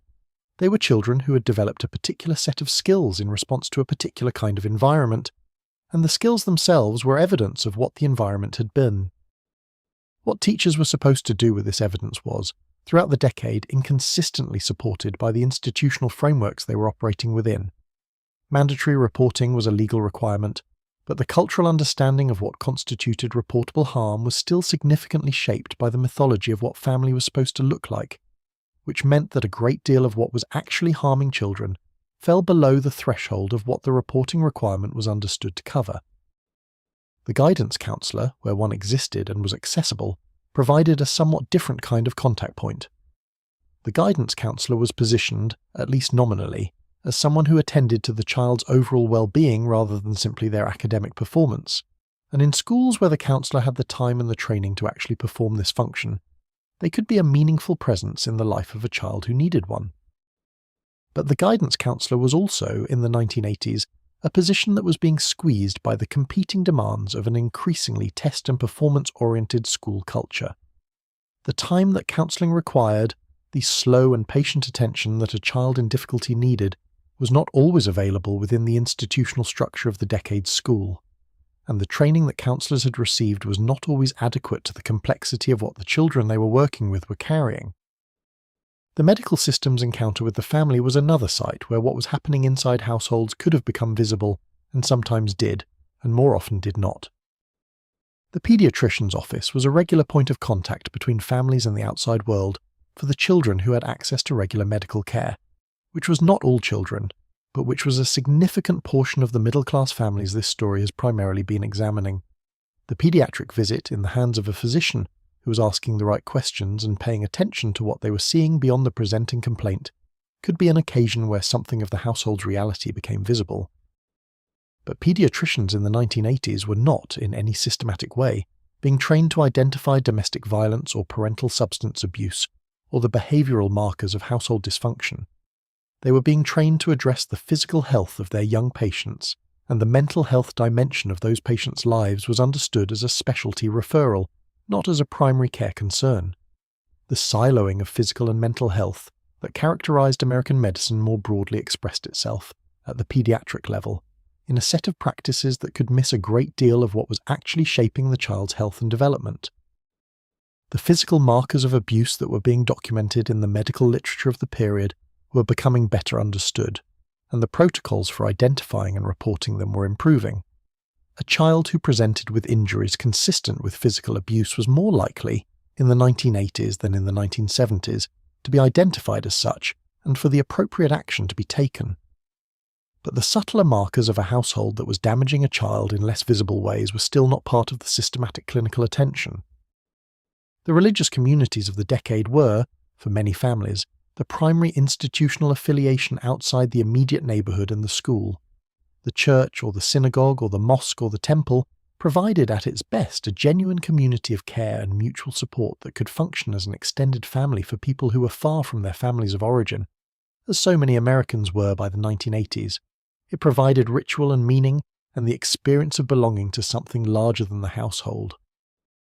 It also provided, in many contexts, a doctrinal framework for understanding family life that could be simultaneously supportive and constraining in the ways we have examined earlier in this story. The framework that said the family was sacred and the mother's primary vocation was domestic, and the father was the head of the household, and divorce was failure, was a framework that organised a great deal of what these communities communicated to their members about what their family lives should look like and what it meant when their family lives looked like something different. For families that were managing things that did not fit this framework, the religious community could be a place of genuine support, or a place that required a particularly exhausting and complete form of performance, depending on the specific community and the specific family and the specific nature of what was being managed. For some families, the support was real and meaningful and provided something that they genuinely needed. For others, the requirement to perform an adequacy they did not have was one more demand in a life that was already at the edge of what they could sustain. The children who grew up in these communities, who attended the Sunday school classes and the youth groups and the retreats and the religious education programs that the communities provided, were absorbing the framework alongside the genuine goods that the communities also offered. They were absorbing in particular the information about which kinds of family experience were allowed to be visible and which were not, which kinds of struggle were held by the community and which were managed privately, which kinds of person were fully welcome and which were welcome conditionally. For children who were already managing the gap between the public face and the private reality, the religious community's framework could add another layer to that management, or it could, in the best cases, provide a context where something like honesty was possible, where the pastoral relationship or the youth group friendship or the specific theology of a particular tradition offered a vocabulary for suffering and a community of acknowledgement that was genuinely helpful. The variation was wide and the generalization is difficult. What can be said is that the institutional life of the 1980s American family included the religious community as a central element for many households, and that the religious community, like all the other institutions that surrounded the family, was both a resource and a constraint, both a support and a demand, both a place where truth could sometimes be said, and a place that sometimes required the truth to be managed with considerable care. The body of research that was accumulating through the 1980s on all of the topics this story has examined was building toward a shift in public and professional understanding that would, in the following decade, become more thoroughly integrated into the institutions that were supposed to be responding to what families needed.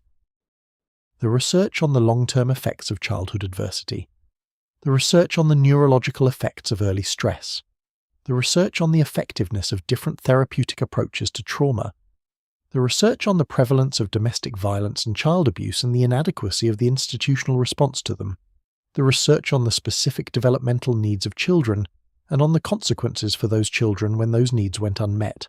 All of this was being produced, accumulating, debated, refined. It was not yet in the 1980s fully integrated into the practices of the paediatrician's office or the school or the church or the legal system. The research pipeline from production to practice has always been long, and in the 1980s it was particularly long, partly because the research was challenging frameworks that had been in place for generations and that had powerful institutional and cultural supporters, and partly because the political climate of the decade was not particularly receptive to research that pointed towards structural, rather than individual explanations for family difficulty. But the pipeline was flowing, and in the decade that followed, the research would begin to reach the practices in ways that made a measurable difference in the lives of the families and children who encountered those practices. The generation that grew up in the 1980s did not have the benefit of the fully arrived research. They had at best the early versions of it, reaching them through the self-help books and the growing therapy culture and the support groups and the change training of the professionals they eventually encountered when they sought help. What they did have, in abundance, was the accumulated evidence of their own experience, which was in many cases more thorough and more specific than any research study could be. They knew what it had felt like to grow up in the households this story has been about. They knew, in the granular and specific and embodied way that only the person who lived it can know, what it had cost and what it had produced, and what it had left them with and what it had taken from them. And it was this knowledge, more than any external framework, that organised the decisions many of them made about what they wanted their own households to be. Not carbon copies of the mythology, Not the impossibly warm and competent family of the television sitcom, but something more honest than that, and in its honesty something more genuinely adequate. The household that acknowledged its own difficulty without being consumed by it. The parent who was not always right and said so. The family that had room for what was actually true, not just what was supposed to be true. This is the quietest and most important outcome of the generation's reckoning with its inheritance. Not the dramatic healing, not the complete resolution, not the family that has finally arrived at the promised version of itself. But the family that has made slightly more room for reality than the previous generation's family made. That has reduced the gap between the public face and the private truth by some margin that is not always measurable but that is felt, in the bodies and the emotional lives of the children growing up in it, as something genuinely different.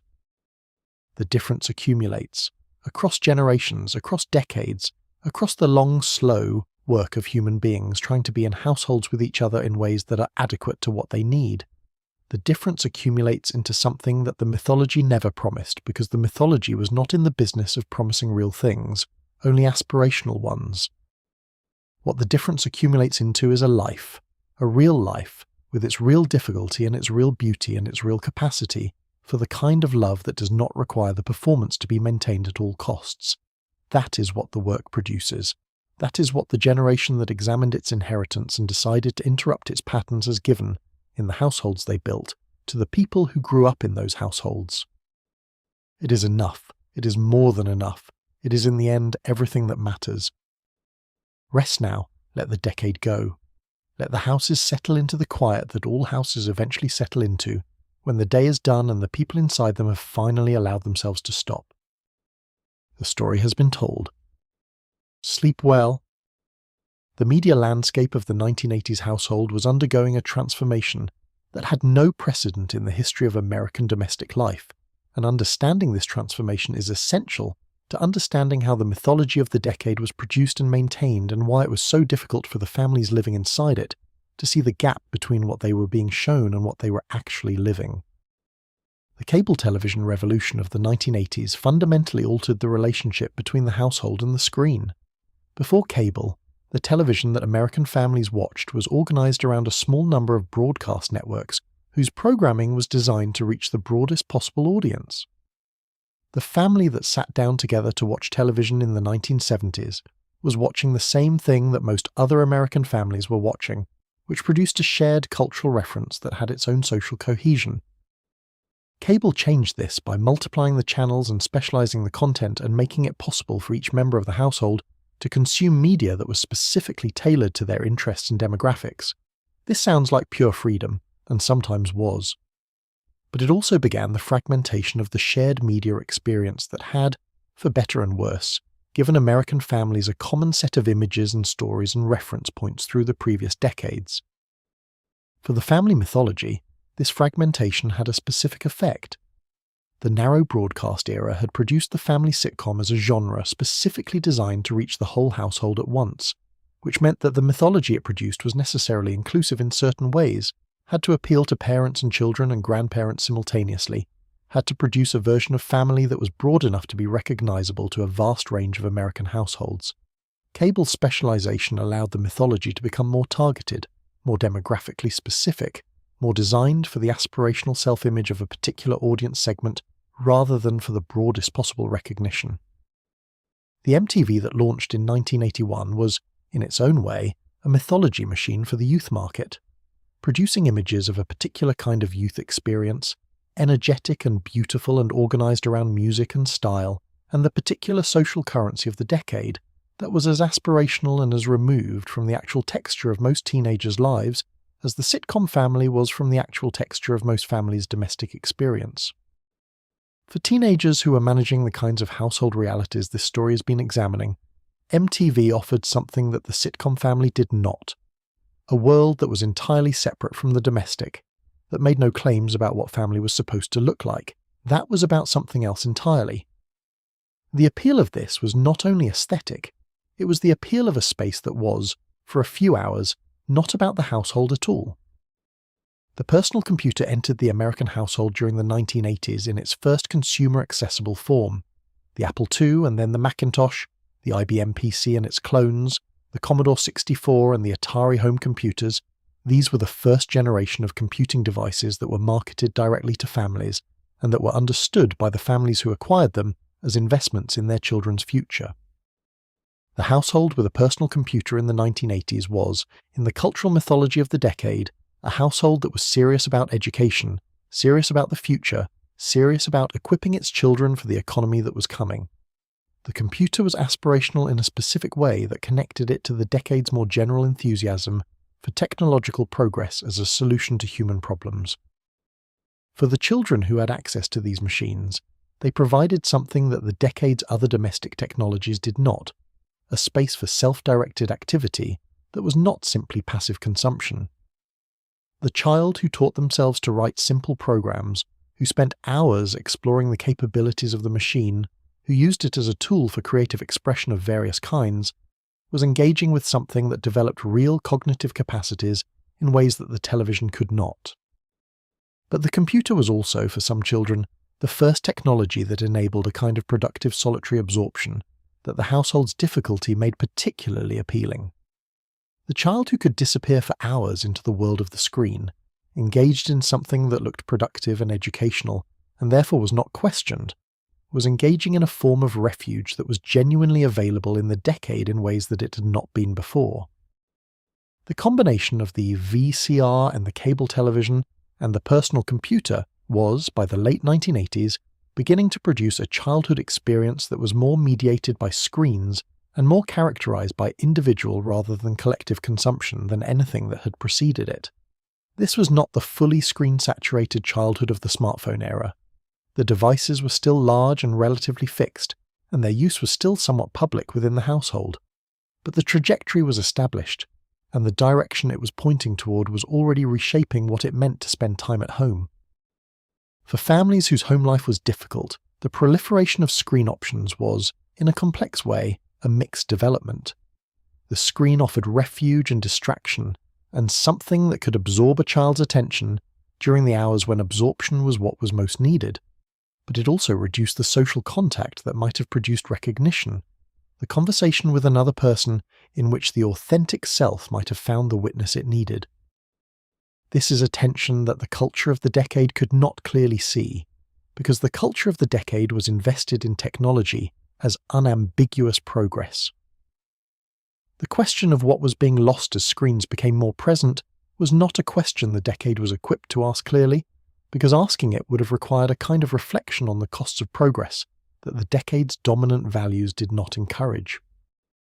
The teenagers and young adults who grew up in the 1980s and who came of age in the late 1980s and early 1990s were the first generation to have the experience of watching the decade they had grown up in be named, culturally, as a specific historical moment with a specific character. The naming was accompanied by nostalgia, which is always the first emotional response to the recognition that a period of one's own life has become history. The nostalgia for the 1980s that emerged in the 1990s was real and genuine in many respects. It was the nostalgia for youth, which attaches itself to whatever decade one was young in regardless of the decade's actual character. It was the nostalgia for a specific aesthetic that was vivid and distinctive and pleasurable to revisit. It was the nostalgia for the energy of a period that had, whatever else it had done, produced music and film and visual culture of considerable vitality. But the nostalgia also, inevitably, organized itself around the mythology. The decade was remembered in the nostalgia as it had been depicted in its most appealing productions, not as it had been lived in its most difficult households. The Saturday morning cartoons and the action movies and the synth-pop radio and the specific colours of the decade's fashion were the content of the nostalgia. The things this story has been about were not. This is how mythology survives into memory, not by being asserted as fact, but by organising which facts are available for retrieval. The decade's mythology organised the nostalgia, which organised the public memory, which organised the cultural narrative that the decade's children passed on to the people who came after them. The excavation of what was actually in those houses, underneath the mythology's cheerful surface, has been the work of the generation itself, done in the therapy rooms and the memoir shelves, and the late-night conversations and the quiet accumulation of research that has, over the decade since the 1980s ended, built a picture of what the decade actually contained that is more complete and more honest and more useful than the nostalgic mythology could produce. This story is part of that excavation. Not a complete account, not a final account, but a contribution to the ongoing project of seeing clearly what happened and what it meant and what it produced and what the production of it required of the people inside it. The seeing is not complete. It will not be complete for a long time, perhaps ever, because the people who lived inside those houses are still alive, many of them, still carrying what they carried, still in the process of understanding it, still deciding what to do with the understanding when it comes. The excavation is still in progress. The conversation is still ongoing. What this story has tried to do is sit in the corner and look clearly and listen carefully, and try to understand without turning away and without simplifying. To do for the 1980s household what good history does for any human experience, to see it in its complexity, to honour what it contained, to take seriously what it cost, and to follow the thread of that cost into the lives it shaped and the choices it made possible. The thread runs forward. It runs through the households that the generation of the 1980s built and the children that were raised in those households, and the households those children are building now. The thread is not destiny. It is not a sentence. It is the raw material from which the future is being made by the ordinary choices of ordinary people who are, in their ordinary way, trying to do better than what was done to them, which is the most ordinary and the most important thing a generation can do. Let that be enough for tonight. Let the story rest. Let the houses settle into the quiet that all houses eventually settle into. The decade is done. What it produced is still here, in the people who carry it, in the households they have built, in the world those households have made. Rest now. Sleep well. Thank you so much for watching. If you would like to see more videos like this, please consider leaving a like and subscribing to the channel, as it really helps us continue making more content. Anyways, see you in the next one.